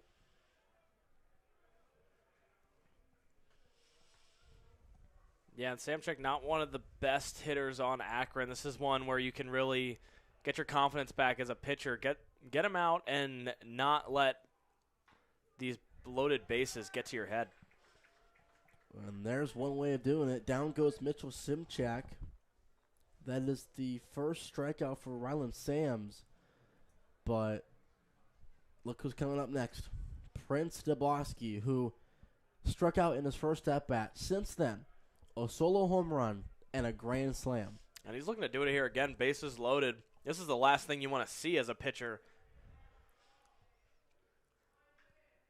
This one kind of inside out this one. This one might get down for a base knock, but a good job by Cam Hill of getting there and making the play on the run to put an end to another successful Akron inning. They add to their lead. It's 15-3 Zips.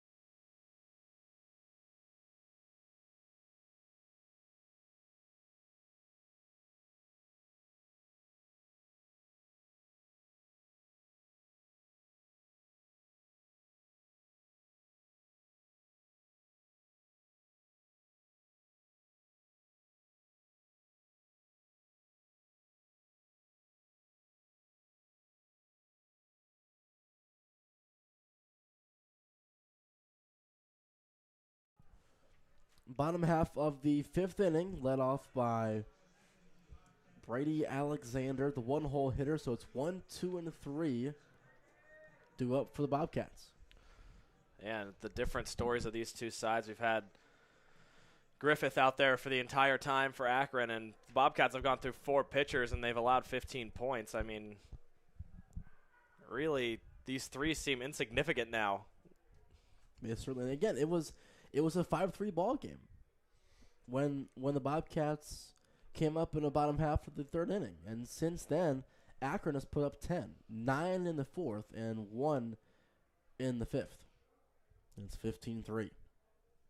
Bobcats desperate for something here if they don't want to get mercy ruled. Well, they might get something there. On the backhand, though, is Beal. What a beautiful play by Akron. Beal with the stop, the throw, and Bowen at first base, making the pick look easy. Man, everything for Akron is going right now. That ball couldn't have been placed more perfectly. A far throw gets there in time, and Bobcats can't catch a break.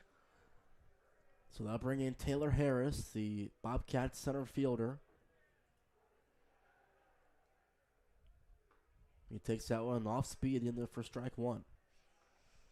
And Griffith still continues to just do a great job of switching up the speed of his pitches. Really hard to read as a batter when it's not consistent, and he likes that changeup.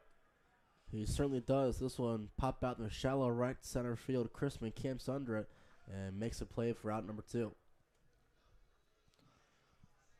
And you think, oh, this inning's about to be over, but most of the scoring in this game has happened with 2 outs on the board. I mean, all 9 runs by Akron in that inning came with 2 outs on the board. all 3 of Ohio's points came with 2 outs on the board, so don't count them out yet, but this right now looking to be a quick inning. Yeah, it certainly is. Cameron Boyd steps in. 1 for 2 line as he takes that one in there for strike 1 at the letters.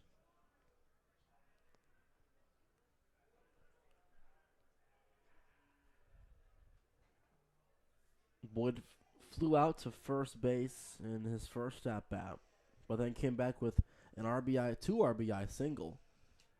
And he's one of the big reasons why the Bobcats were able to get back into this ballgame early on. He ropes this one out into left field. At the track, at the wall, it is gone.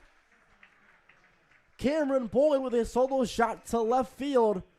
And the Bobcats get one back. It's 15-4. Yeah, and Cameron Boyd, his 8th home run of the year, comes at a time where the Bobcats couldn't need one more. And, I mean, still down 11. Probably wish that one would have happened after a couple of loaded bases, but nonetheless, always nice to have a single home run and maybe get a little bit of confidence back on your side. And again, it's what you just said a couple minutes ago. There's 2 outs, but guess what? That's where all the runs come from so far in this ballgame. Seems like those 2 outs are almost necessary before you can get any points in this one. And so now it's 15-4. Will Henson steps in, takes that one high for ball 1. Remember, the run rule in effect, we think that it doesn't go in until 7th inning. It would be 10 after 7. As if right now, well, it's an 11-run lead. So that's something to keep in mind for the Bobcats, too. We talked about it earlier on in the broadcast, but you don't want to leave it too little too late. Yeah, definitely don't want to end it on the mercy rule if you're the Bobcats. Keep yourself within 10 at least, but even still, a 9 or 10 point hole is still really hard to get back out of.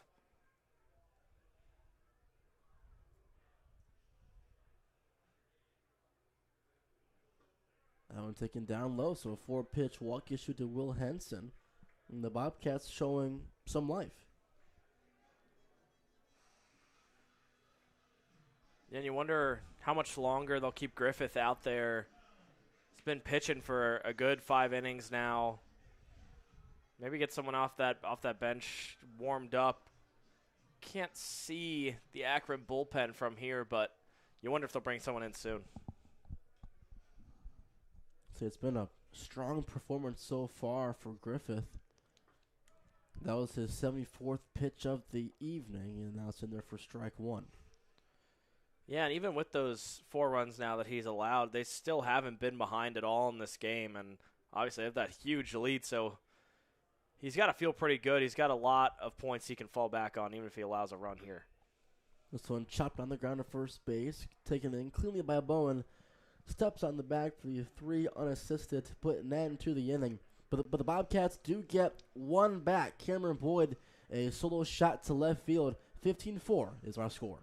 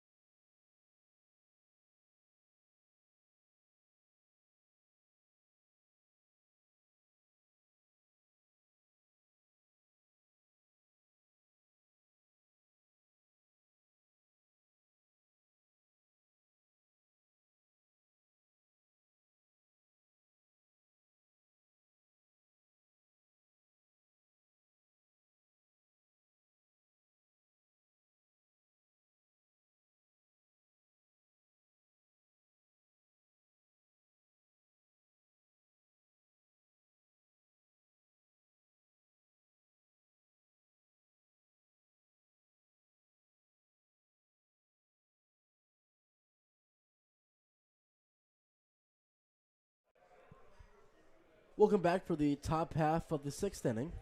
New pitcher on the mound for the Bobcats. It's Colton Lantizer. 12.10 ERA, 0-1 record, 9.2 innings of work, 18 walks, and only 6 strikeouts for the freshman out of Pickerington, Ohio. And with how this game has been going, you almost wonder if it would have been more efficient for them to walk more than they have, but and that's a beautiful bunt. Beautiful bunt by Tucker Beal. Completely fooled Dylan Shepard at third base. He charged in and tried to barehand it, then didn't, and then the ball's already past him. Great bunt by Tucker Beal. It was a beautiful bunt. I mean, you leave it right down the left foul line, and those, again, are so hard to read. And not how you want it to start pitching. Nothing we can really do against the bunt, though. And Akron is now back to their leadoff hitter, Kelton Phillips. This will be the 5th time through the order that Akron has hit.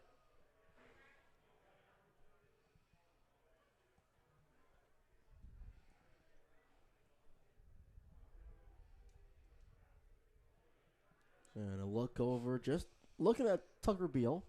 Didn't think he had a crazy lead, but just in case. Just making sure that jersey doesn't stay too clean. Right. You know, this is something I've always wondered. On a road trip like this, especially for collegiate teams that are staying at, like, probably, you know, a local hotel or something like that, do they just bring multiple sets of jerseys? Like, say, like Akron, do they have multiple gray jerseys, or are they going to switch into something else? You know, I think they just bring a lot of quarters and pray that there's a good laundromat downstairs, if I'm being honest. I mean, you know, I feel that that's the way to go.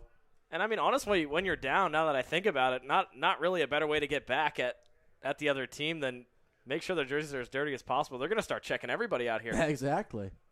However, the one downside to that is that this is turf. True. At least in the infield. The outfield is natural grass, and, well, that's the 4th look over at Tucker Beal. You know, I'm not sure if he's going anywhere. I don't know. It might happen. I think they might have to check one more time. 5th time's the charm? Just got to be safe. I mean, he's only taken about a 2.5-step lead. All right, there we go. Bunt shown. That one's going to get past Tyler Stack, so it didn't really matter if Beal was going to run. He advances on the passed ball. And, I mean, that's just unfortunate. I mean, you check Beal 4 times, and then the pitch you finally throw goes over the head of the catcher. Didn't even need to worry about him stealing there. So that is just the night that it's been for Ohio. 15-4 in favor of the Akron Zips. It's at least a beautiful day outside to go with it. It's been a gorgeous day here in Athens, and I think there's some rain in the forecast for tomorrow, possibly. Not sure if it's around game time for both softball and baseball here in Athens. We'll have to wait and see on that one. But Akron and Ohio softball tomorrow will be on ESPN+. We will be back here on YouTube for the baseball stream.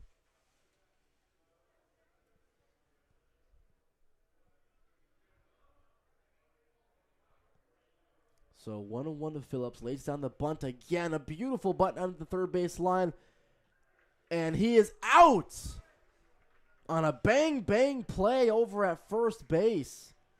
I'll be honest, I thought he was safe. That one was really close, and you could see Coach thought he was safe too. I heard him yell it from up here, but just barely not enough speed there to get there, and I think if that bunt went a couple inches further, that one would have been an easy base hit. But it does advance Tucker Beal 90 feet closer to scoring, so he moves up from second to third. And now bring in Brody Chrisman. Has a home run and a single so far. Actually, 2 singles. Check that. So a 3-for-4 performance for him. Yeah, Beal just kind of slowly but surely getting a free tour of all the bases right now. Hasn't really had to do much to get on.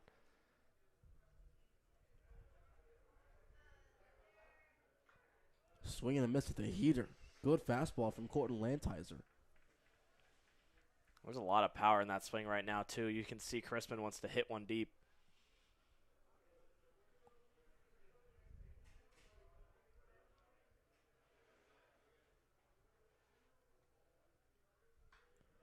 Fouls this one off into the screen behind home plate, 1-2.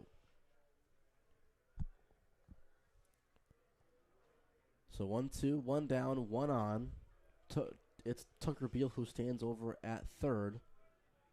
And Brody Chrisman looking to try and extend that Akron lead even further. Takes that one high and away for ball 2.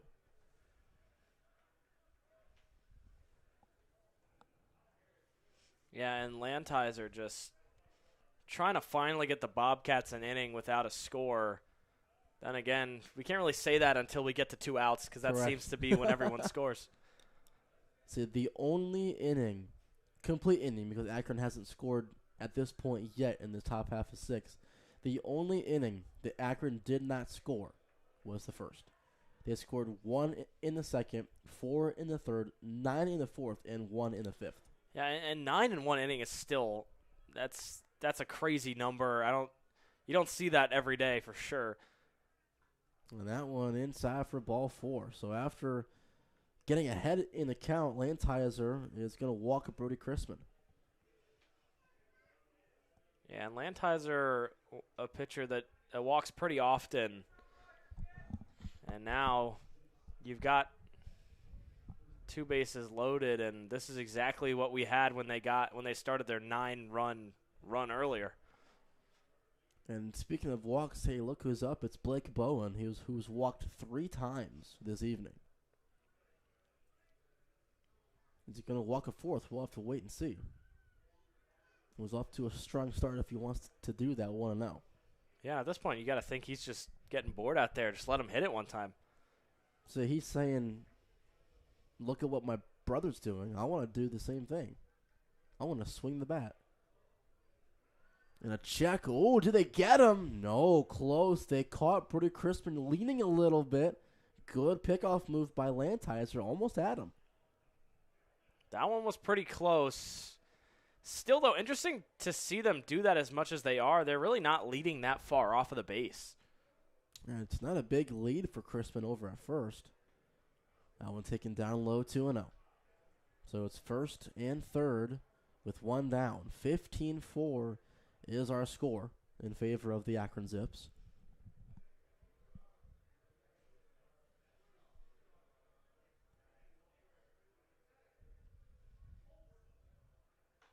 The off speed taken upstairs 3-0. Yeah, it looks like we're going to get another walk here for Bowen. Would be his 4th of the afternoon. So let's see if he does pick up his 4th walk.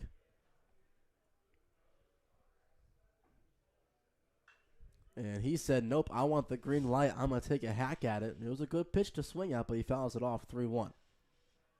Yeah, I think he's just itching to swing that bat one time. So you can tell he definitely wants to get on base via the base hit just once today. And even just a small hit here could be enough to get them in for that score right now. And there is ball 4. So he walks Bowen on 5 pitches, and Blake Bowen now has walked for the 4th time this evening. And this really just an interesting game on all aspects. I mean, nothing is usual here. So now steps in Brady Bowen, the 4-hole hitter, top half of the 6th inning, 15-4. And again, Brady Bowen just needs a triple to complete the cycle tonight. He has a home run that came back in the 2nd. He had a single that came back in the 3rd, and a double in the 4th. So he's just a triple shy of completing the cycle. Can he do it? You can probably bet he wants to. You can tell he wants to with how he's swinging at that ball right now. But, I mean, can you imagine he gets a triple? This has got to be the best game that Akron has had in a while. Absolutely. I'd say probably one of their best all season long. That's going to be a passed ball. Stack doesn't know where it's at, but I think he caught him awkwardly and he's a little bit shaken up, but the run does come across to score, and all other batters or runners, do advance 90 feet closer, but the attention is on Tyler Stack. I think that ball kind of ricocheted awkwardly and hit him in the face a little bit. It got under that catcher's mask, so gotta hope Stack's okay. So again, that run did come across to score, make it 16-4 here in the top half of the 6th inning. It will be marked as a wild pitch, so it's an unearned run for Colton Lantizer. However, again, the attention is on Stack, who is still a bit shaken up, still down on one knee. Yeah, and interesting to see how this game has played out. When you look at the history for Akron and Ohio, most of these games have been close, especially in recent years. Even when their records are different, it's been kind of back and forth. I believe it's 5-5, so split evenly down the middle of the series. Ohio won I believe Akron won the last one, but it has never been this big of a blowout in a game against Akron and the Bobcats.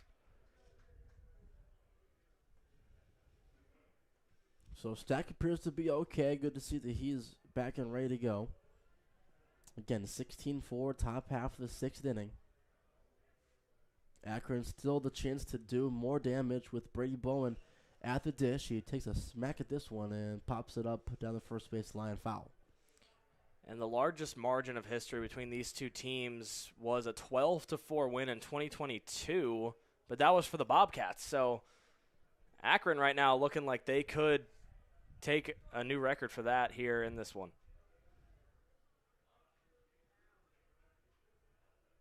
And the 2-2 is taken down low, full count. First base is open, so a walk wouldn't be the absolute worst scenario that happens right now. But again, you have Easton Amundsen who comes up next after this, who has done a lot of damage himself in this ball game. So the 3-2 is smoked into center field. Will be deep enough for a sac fly. And each runner moves up 90 feet closer.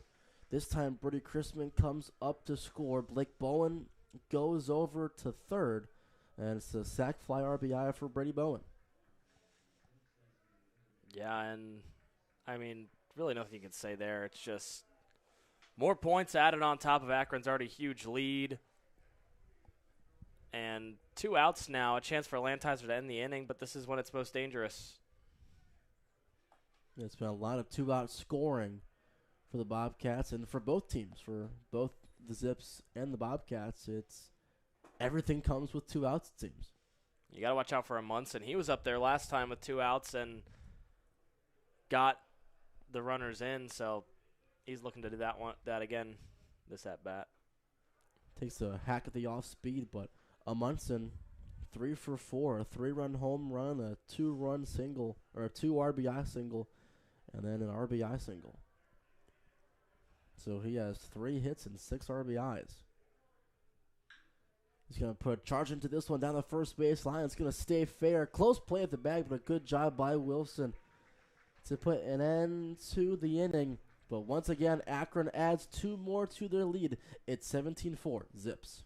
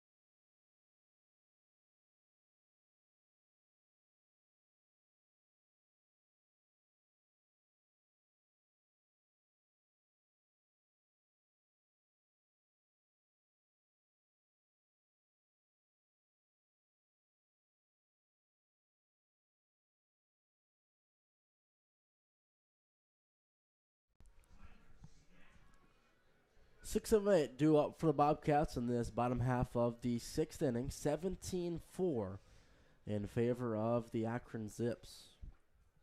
Remember, it's 10 after 7, the run rule in the NCAA, so we are approaching that as of right now, but the Bobcats, again, do still have some time to try and get back to that point.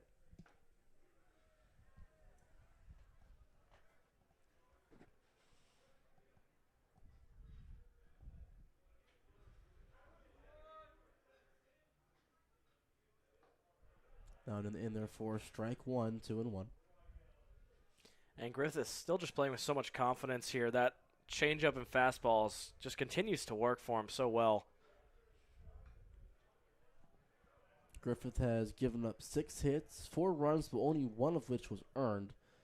2 walks and 5 strikeouts for Griffith so far tonight. Yeah, and Akron has really continued to clean up their game as the game has progressed. In the first couple innings, they had a couple of drop balls and things, but they've really shored that up since, and they've matched their offensive consistency with defensive consistency as well. And that one fouled off, going between the legs of both the catcher and the home plate umpire. So we'll stay full at 3-2.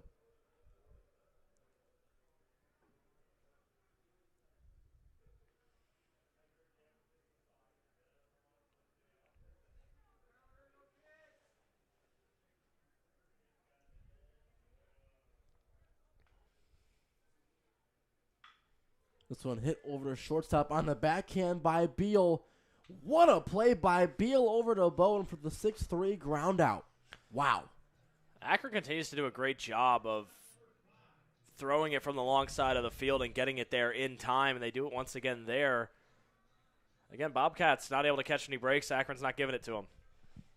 They're certainly not. And Beal has had a wonderful performance defensively as well as offensively, but especially on the defensive side over at shortstop. So they'll bring up Kale Steinball, who is 1 for 2 with a double in this evening's ball game. Again, bottom half of the 6th inning, 17-4 is our score. That one taken just a little bit too high, 2-0.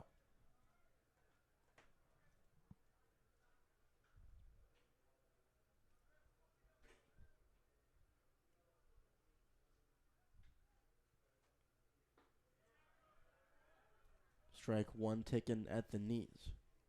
Yeah, you see the changeup there coming back to bite him. Interesting to see Griffith start going more outside, though. He was pretty direct the first couple innings.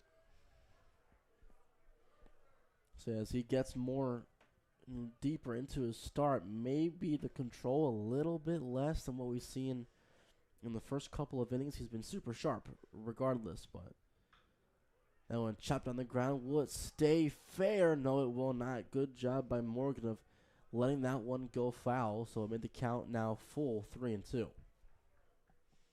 Yeah, we've had a couple good battles here to start this inning, and Bobcats still, though, not able to get off of home plate.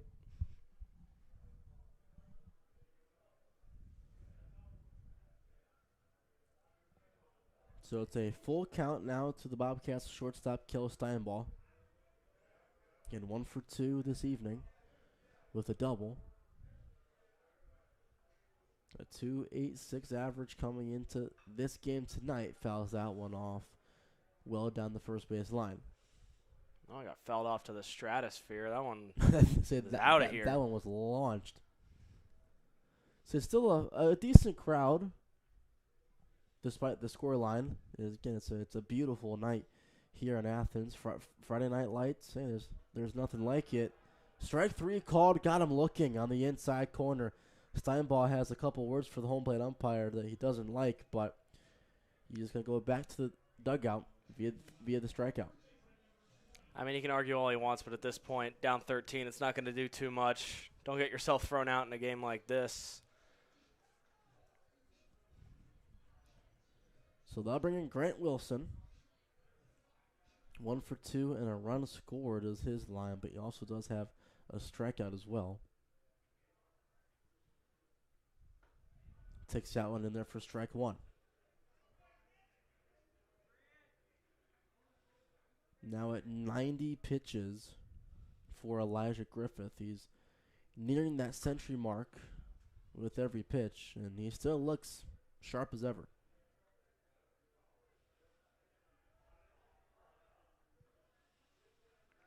An interesting wind-up to bat for Wilson there as he takes a full step in and then stops, but doesn't work there, and 3 strikes and he's out. Yep, and back-to-back strikeouts looking for Akron. 1, 2, 3, it goes Ohio. 17-4. The top of the 7th is next.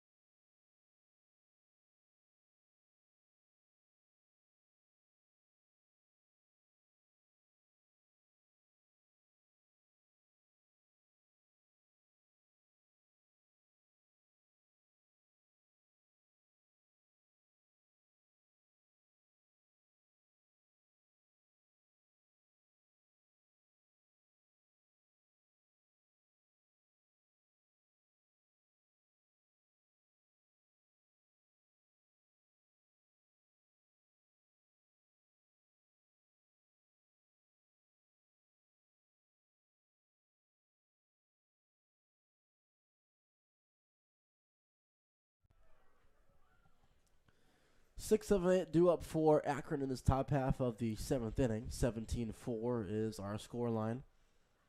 And what has been a phenomenal Akron offensive performance. Again, 17 runs is just insane to think about. Yeah, that's an absurd number, and to do it before you even get to 7 is insane. They're just trying to get to that mercy rule and get out of here. This one fouled back off the bat of Brennan Morgan.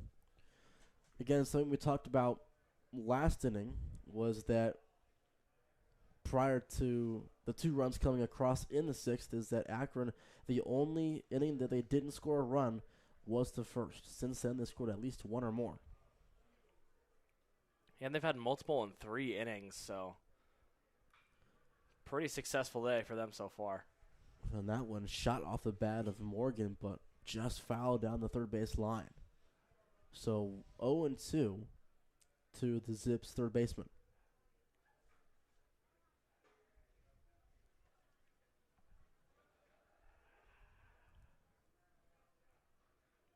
And that one's going to hit him.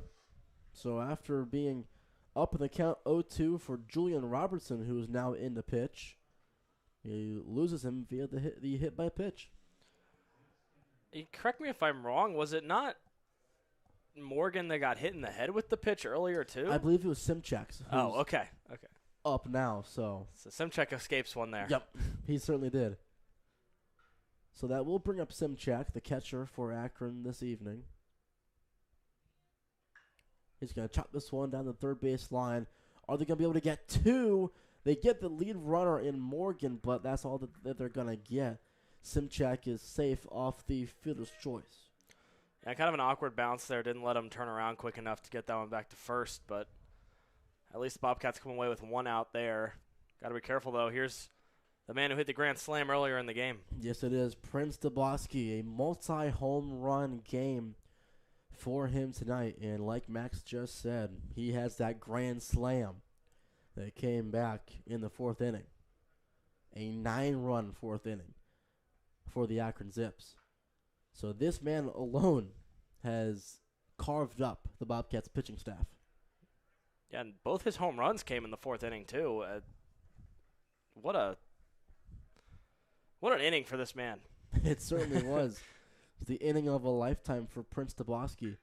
And he's going to have another base knock. So give him... Oh, and he dropped it. Yeah, it's a bit of an error, but a good job of getting it back in to make sure that Simchek didn't advance to third. He came around. He was ready to go, but it's going to be another base hit. This time a single for Prince Daboski, his third of the evening. Yeah, and Akron showing no signs of slowing down. They might not be knocking them out of the park, but they're still getting their guys on the bases, and got to be careful. Bobcats almost dealing with fully loaded bases once again. That's going to bring up Tucker Beal, who laid down a beautiful bunt and reached safely in his last at-bat. And that one goes behind. Or did it? Thought it grazed his left shoulder. I was going to say, I thought it hit him. The home plate umpire signaled time. And we're waiting on the official call. It looked like it did hit him in the back or in the shoulder. The umpires are meeting right now to see exactly what the call is. I mean, I feel that this is the home plate umpire's decision because the two base judges, they're not the ones behind home plate. Yeah, but you got to think it's kind of hard for him to see it from there. He's focusing on the strike zone, and that's so far out, you wonder if that's outside of his field of vision. So it's the home plate umpire, Ronnie Whiting, who is going to be the one to make the call along with Jim Strauss and Ron Whiting. And it's Ronnie Whiting, the home plate umpire, discussing with head coach Andrew C. of the Bobcats. And it's Jim Strauss, who was conversing with Brian Faulds, the head coach of the Zips, about what's exactly going on right now.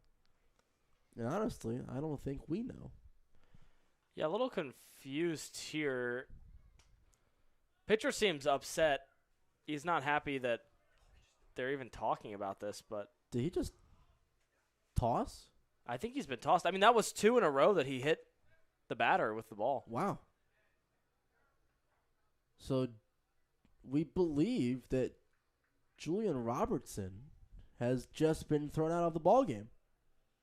Yeah, and I think, unfortunately for the Bobcats, they had no one warming up in the bullpen. Yeah. I mean, I have never seen that. I would imagine it's like you said, it's because that is his second hit batter of the inning since he came in to pitch. But Julian Robertson has been ejected. And Andrew C., rightfully so, is quite upset. And you know what? I don't blame him. And he's going to get his money's worth, that's for sure. He's still talking with home plate umpire Ronnie Whiting about the decision. And it's good to see a head coach standing up for his players, even with the scoreline being what it is. Yeah, and NCAA rules do state that either if it's an intentional pitch to hit the batter or if it's multiple in a row, it's up to the umpire if they want to kick him out or not. And here they chose. Those two were too wild, and well, see, that's it. Yeah, here's the interesting thing, though, and what doesn't make sense to me about this one is that it wasn't back-to-back hit by pitches by Robertson. It was he hit Brennan Morgan, and then this is now 3 batters later he hit Tucker Beal. So that cancels out the back-to-back. But unless it was the first point, like you mentioned, that the umpire thought that both hit by pitches were intentional. I mean, that one was pretty wild, though. I mean, it was behind him. It was behind him, and maybe that's the one that the umpire deemed to be the intentional one, which I can understand that to a certain point, but it's 17-4. You know, this game is far done. Who cares about? Because it could have just been a wild pitch. We don't know. It definitely didn't seem like it was an intentional malicious act. So we do have a new pitcher for the Bobcats. We'll go ahead and step aside, and we'll come back with the new pitcher when we come back.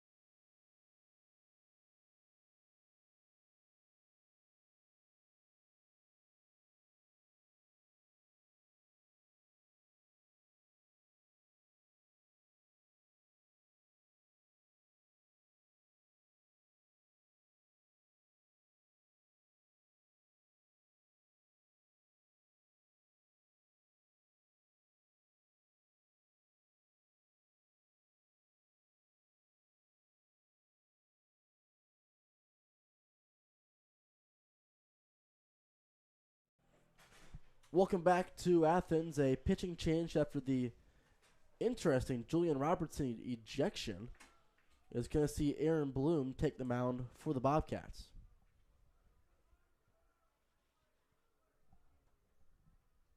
Bloom, the 6'3" lefty out of Cincinnati, Ohio.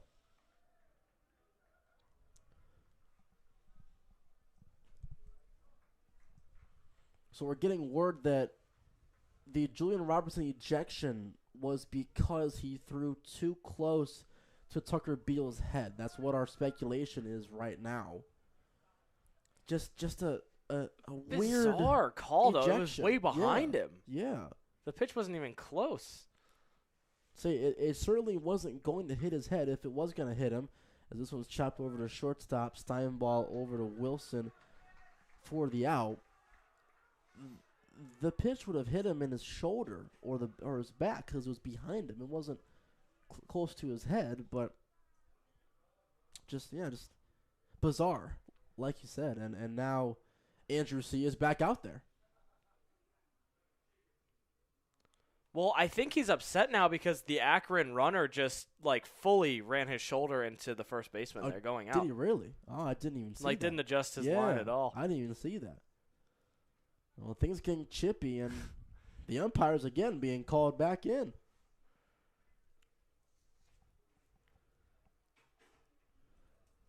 So as of right now, that is an out, and I would imagine it would still be an out.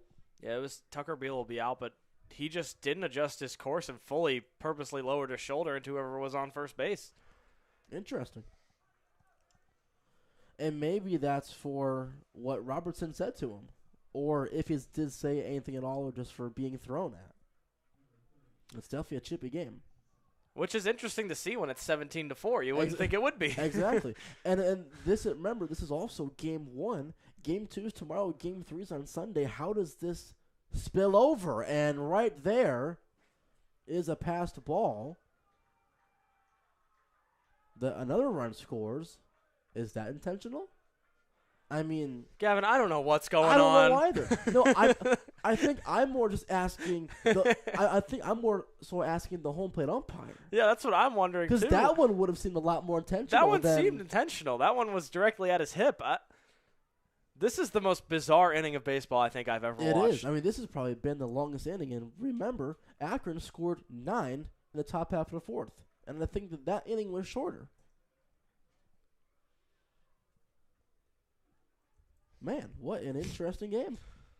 I mean, I don't know what else to say. I think anything that could happen in a baseball game has happened in this game. And this one's going to be roped, and this one is a one-hopper off the wall, a bases clearing double, and Akron adds more salt to the wounds.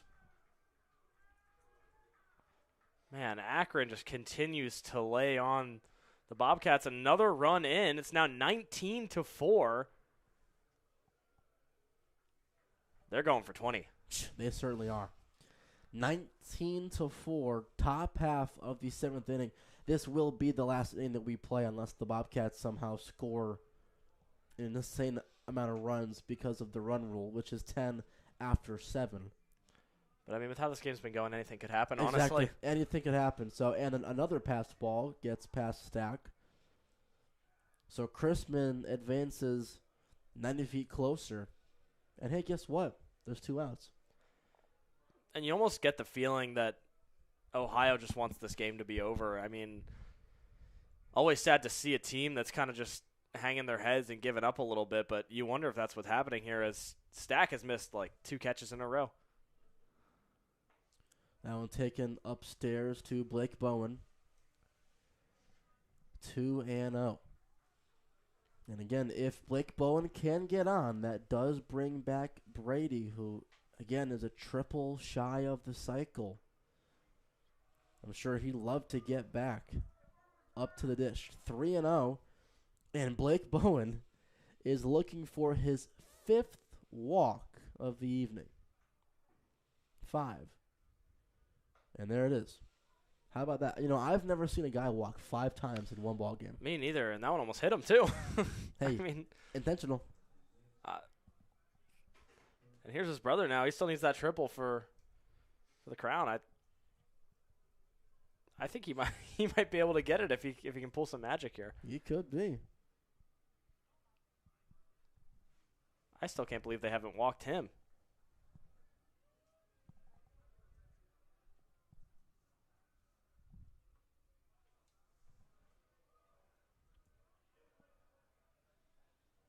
So I'm looking over at our live stats right now, and it says that Blake Bowen is actually up, not Brady. Did we miss someone? I don't know. Do we have a sub? There's a Gabe Matheson. Oh, okay. I think we had a sub come in for Akron. Okay, so Blake Bowen is now up. Not Brady yet. Blake is up. So it was a walk to Brody Chrisman. So Chrisman is on first, and Blake Bowen is up right now. And Matheson is the guy on third out there. And all this confusion, we didn't see someone switching out. There was so much going on. And that one is in there for a walk. 3-1. Well, now it's Blake Bowen, and he's one ball away from now walking 5 times in one game.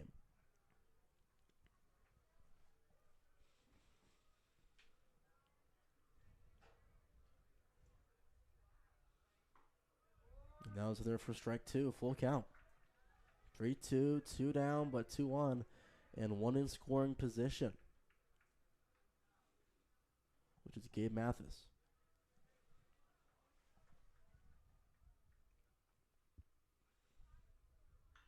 And that one chopped on the ground down the first baseline, foul. We'll do it over again.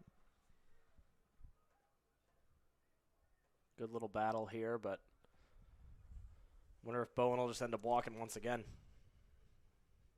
So I'm sure he wouldn't mind. I'm sure that his on-base percentage has skyrocketed this ball game. And there is indeed ball 4. So now Blake Bowen has walked 5 times. So that'll put Brady Chrisman up at second, Blake Bowen at first, and it's still Gabe Mathis at third. Now we can say, here's Brady Bowen, who is a triple shy of the cycle. And if he can manage to get a triple here, that's an in-the-park grand slam pretty much. Pretty much. It would be a bases-clearing triple. And you know what he's looking for. This is, without a doubt, his last attempt at doing this. He wants either that grand slam or that triple for sure. You know, I wonder in that situation, do you want the grand slam or do you want the triple? Because he's already got the home run, but I mean, it's a grand slam, you know. So I think you almost want the grand slam and just add to your total, get yourself up to 23. He was just barely behind that pitch right there. That one was almost dangerous. This one hit out into right field. It is not going to get down. 1 run scores, 2 run score. Hey, it's not a triple, but it's 2 more RBIs, and Brady Bowen has himself another base hit. And the Akron fans that are here are getting loud for that one.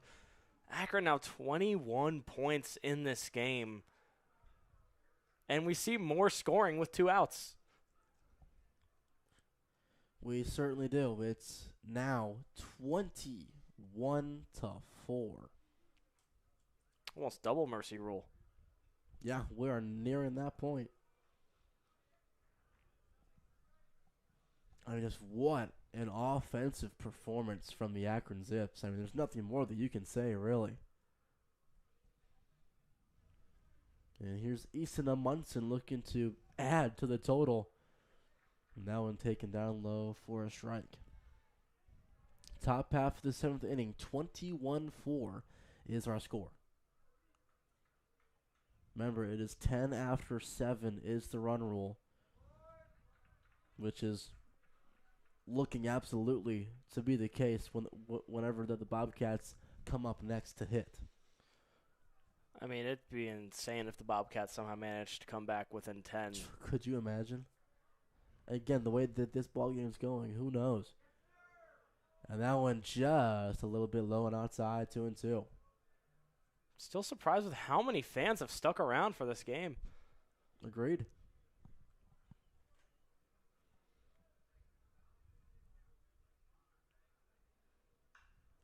And Amundsen skies this one down the left field line. Boyd going over to make a play on it. Just stays fair. But he didn't make the play. You don't want that one back. That would have ended the inning.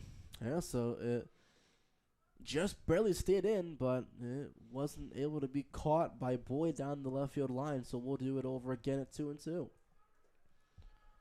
Yeah, and I think Amundsen was already walking back to the dugout after that one. I don't think he was expecting to have to hit again. I think he was too. So first and third, 2 down for Amundsen. He faces a 2-2 count. And takes that one down low in the dirt. Full count, 3-2. Seen a lot of wild pitches tonight, one of which got the last pitcher ejected, Robertson. We certainly have. And one of the weirdest ejections I've seen. And a Munson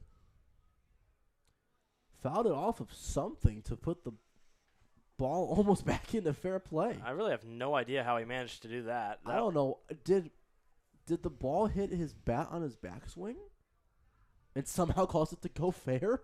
Somehow he stayed alive there. Hey, 3-2. You'll take it. He puts a charge into this one. It's going to be caught. It's stayed up in the air for a hot second, but it's Henson to put an end to a 4-run 7th inning, 21-4 in favor of the Akron Zips.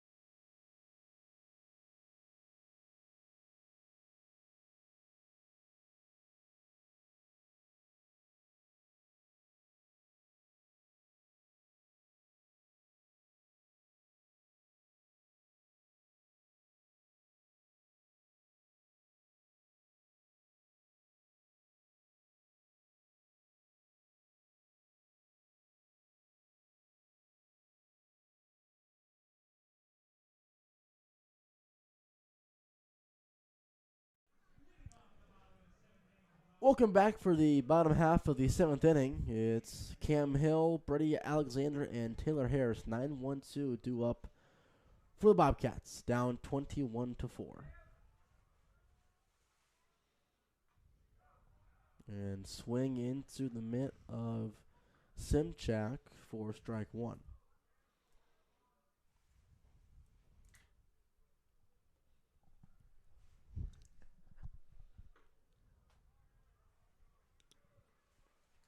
Down, taken down low, 1-1. Honestly surprised Bobcats aren't just swinging at everything here, just why not? Something gets out of the park. Why not? Cam Hill skies this one out into shallow right center field, right on the lip of the grass and the turf, and it's caught by Bowen for out number one. So that'll bring up Brady Alexander. The Bobcats now officially have batted a full 3 times through their lineup offensively. Compare that to Akron, who has batted a full 5.5. We've also had a pitching change here. John Allen in there for Akron now. Well, there we go. Didn't even know that. Good stuff. After 6 solid innings there for Griffith, finally gets a break. He was electric tonight. Outside of that third inning, he was pretty exceptional. And it's crazy how different this game is now than it was in that third inning. We thought we might have a back-and-forth baseball game or something, but Akron just never stopped scoring. This one hit down the first baseline, foul, and it'll be into the bullpen of Akron.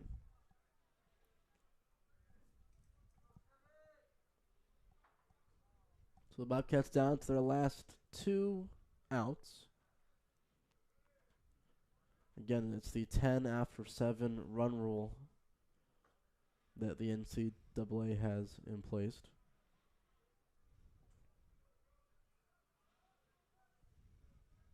2-2 to Brady Alexander. 1 for 3 is his line this evening. That one a little bit inside, 3-2. He's got to be careful not to hit him. He might get ejected out there. And they might deem that one intentional too. Bottom half of the 7th inning. 21-4. That one is inside for ball 4. So Alexander reaches via the walk and will bring up Taylor Harris. And, I mean, at this point as a pitcher, do you not just pitch everything inside? Because, I mean, you have such a huge gap. What really is there to lose for you to go for the strike every time? So it looks like we're having a pinch hitter. It'll be the number 19, Colton Shirley.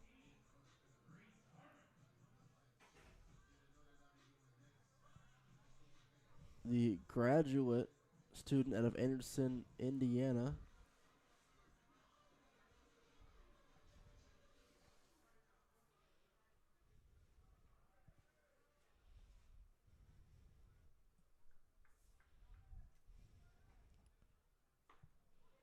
Takes out in there for strike 1.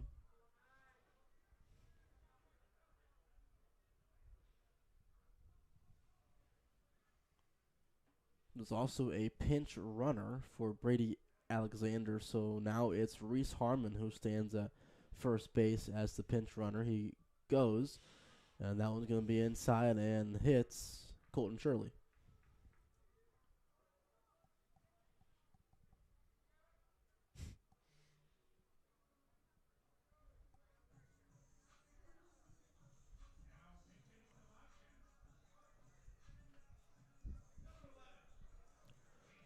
But then the Bobcats will use another pinch hitter. This time it's number 11, Cam Bryant, the redshirt junior out of Miamisburg, Ohio.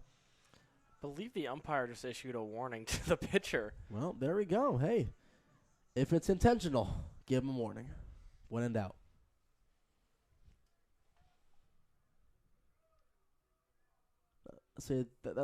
That's also just such an interesting rule because that hit by pitch right there, it didn't seem intentional at all. It just seemed like a wild pitch. It seemed like an off-speed pitch that got away from him. Mm-hmm. That's it. It's one of those things that I feel like it's very rare you get an intentional pitch to hit somebody, especially right, yeah. The thing that just puzzles me in this game is it's the pitcher that just came out of the bullpen didn't even have a chance to really get anything going in this game to have a reason to hit anybody with a pitch.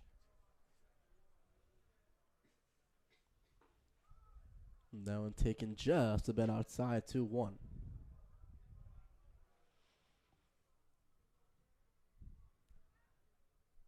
(21-4), bottom of the 7th. If you're a fan of football, then the Zips have scored 3 touchdowns and 3 PATs.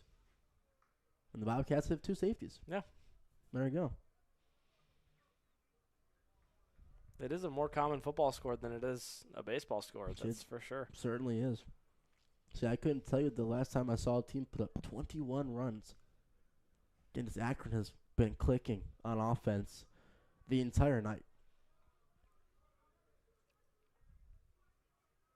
But it's 3-2 to Cam Bryant, the lefty.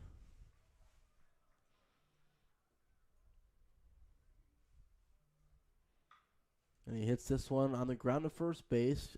Stepping on the back for one is Bowen. but both runners do advance 90 feet closer. However, now the Bobcats are down to their last out.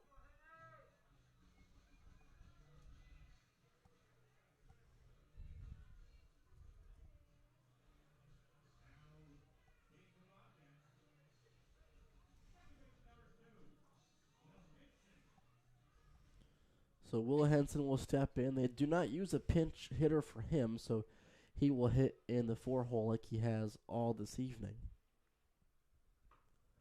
And that one just a little bit inside 1-0.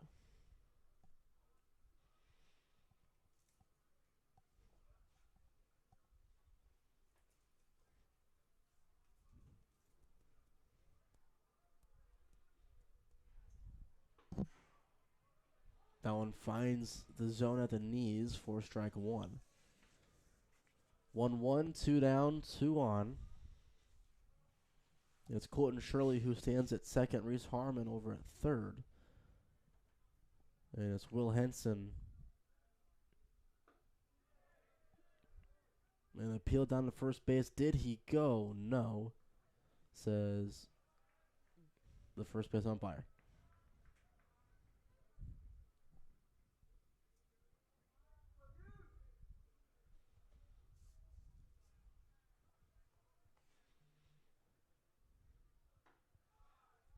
Just a bit inside for that one, 3-1.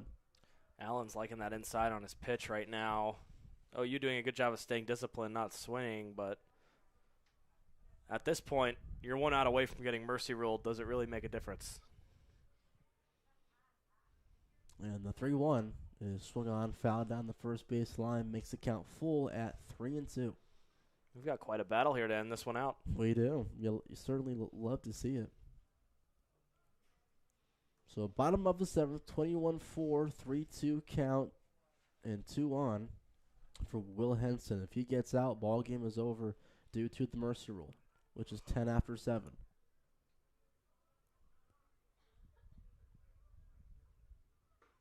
And that one is just a bit inside for ball 4. Game's not over.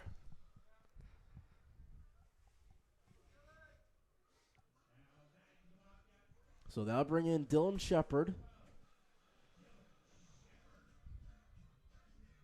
the native of Barrie, Ontario, Canada. One of the 2 Canadians on this team, the other being Julian Robertson.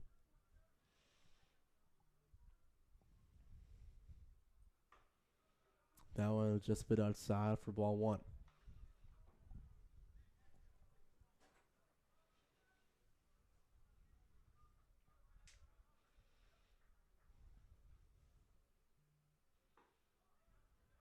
That one does find the corner for strike 1. Yeah, man, this would be a crazy time for a grand slam if there ever was one. Could you imagine? Hey, listen, we've already seen one tonight. This one chopped down the first baseline, foul into the netting.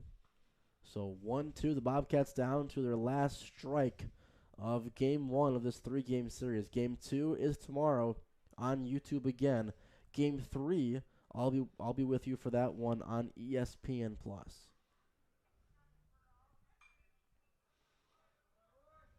Again, we talked about Max, a couple innings ago, just how tempers have kind of flared so far this game, and talked about how it can possibly carry over to Game 2 and Game 3. Yeah, we could definitely see a chippier couple of games. Ohio obviously not going to want to be remembered for having this embarrassing start to this series. They want to clean it up a little bit. That one beautifully placed. Yeah, beautiful hit down the third base line. It's going to be a bases clearing double for Dylan Shepard. So he brings in 3 runs. And, hey, it's 21-7. The Bobcats have now scored a touchdown. And the PAT. Can't forget that. We now do have a very much football score exactly. up there. And now it is 21-7. And only 4 runs away from staying in this game. This would be the craziest comeback I have ever seen in my entire life if it happens. I mean, just getting back into within mercy rule is impressive in itself. 21-7. got ourselves a football score, got some action on a Tuesday night, and it's snowing outside. But instead, it's baseball on a beautiful Friday night. So how about that? Action really does never disappoint, does it? It certainly does not. The best conference, if I do say so myself. You never know what will happen in action.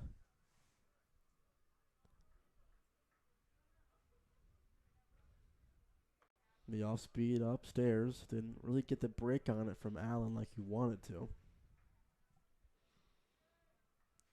I couldn't tell you the last time I saw a 21-7 baseball game, now that I think about it. I couldn't tell you either. I've seen some high-scoring games, but I've never seen a team put up 21. Again, it just goes to show that this Akron offense, man, has been phenomenal from the first pitch through now. I mean, 7 points isn't even bad from a team, as there's another hit. Yeah, it's hit to shortstop for the game-ending play. It's Beal to Bowen for the 6-3 ground out. And that will be an end due to the mercy rule. The Akron Zips, behind one of the most powerful offensive performances we have seen, scored 21 runs compared to the Bobcats 7 and take game one. For myself, Gavin Carrick, my broadcast partner Max Earl, we wish you a wonderful rest of your Friday night, and we'll see you back here tomorrow.